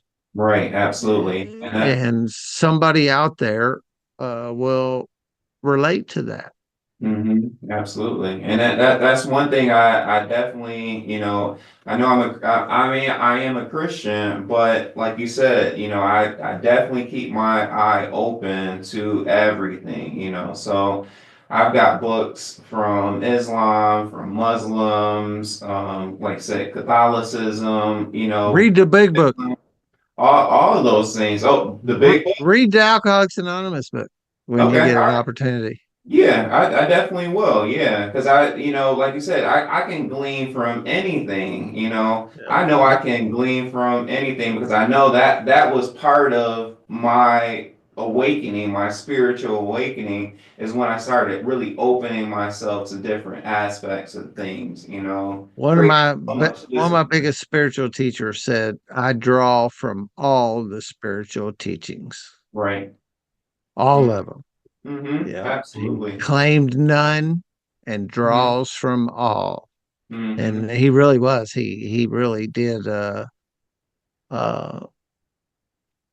that was, I mean, that was a monumental piece of me hearing this man say that. For whatever reason, sounds small probably now, but that he said, I draw from all spiritual teachings. Right. Absolutely. Yeah.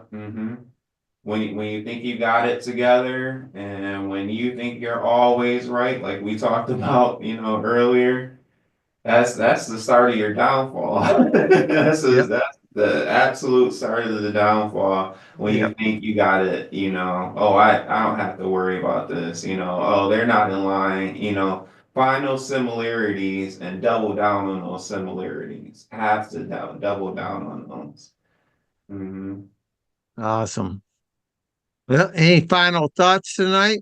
Anything you want to? Um, I just I know we appreciate. talked a lot, Yeah, I so, was and gonna say I've enjoyed it. I've really enjoyed it. oh, it's not gonna stop here. I'm definitely gonna keep in touch with you. Like I said, I'm gonna get those. You'll send me over those book recommendations, and I'm adding it to the library. As soon as you send them over, I'm hitting buy, send, and I'm gonna start it on my 4 o'clock, 4:30 in the morning. I'm gonna start incorporating those books in there. Absolutely, absolutely. After guys get done reading, after I've taken them through the 12 steps, and there's really only 164 pages in the beginning of the big book. There's stories in the back, but it's just 164 pages.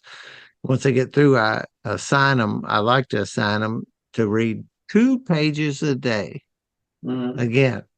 And, Mhm. I hear the feedback from them on doing that. And it's almost biblical, you know, Yeah. sometimes my people I work with, they get drawn to the Bible and Mhm. good, whatever, Mhm. continue to grow spiritually. Yeah, But absolutely. I love to hear guys that are reading these. I don't know. I no more. You know, the I know this sounds a little funny, but 12 Steps, the Alcoholics Anonymous Big Book is my Bible. hmm And Oh, no. I draw from other stuff and I read the Bible and I read and I draw from, like I hmm said, I draw from various other places, but it Yeah. is uh, it's my divine,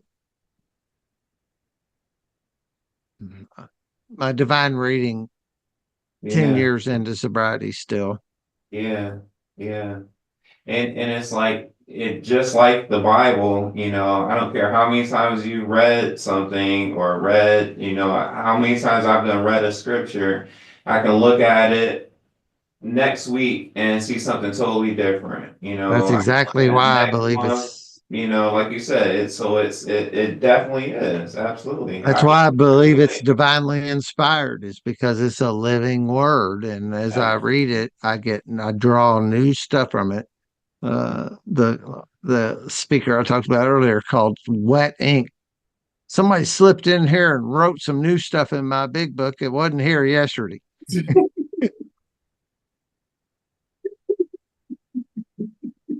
Uh, Let me ask you one last question while I still got you. Is it Uh-huh. okay if I put this on YouTube? Oh yeah, no problem. Absolutely. Good. All Yeah. right. Yeah. The Spiritual Underground podcast is mostly and has been just an audible, Yeah. just an audio Hmm. podcast. But when Zoom allows for the video to be easily broadcasted, and I just want to make sure you're okay with it before I Oh do. yeah, absolutely. You know me. I'm here to change as many lives as I can. So if Yeah. my story can help inspire somebody, to be able to, tackle those habits, those addictions, you're my brother, and so you share whatever you need, and I'm gonna do the same myself. All Absolutely. right. Well, this will come out Sunday. Okay. All right. And I'll send you the links and whatnot when it comes to it, or I'll send Stephanie unless you connect me Yeah. Yeah, personally. she's around here somewhere. I think I heard her come in. Yeah. So she must be from downstairs. So I'm gonna have her actually get my information over to you too. Yep. Yeah. Yep. Send me links and send me anything that you would like to see show up in the show notes, Okay. and I'll do that. I always finish my podcast with a couple statements. Okay. One of them is, if you're not having a blast in your recovery, you're not doing something right. And even though you're not a 12 stepper, I do thank everyone out there for allowing Robert and I to participate in our recoveries tonight. Thank you and peace out.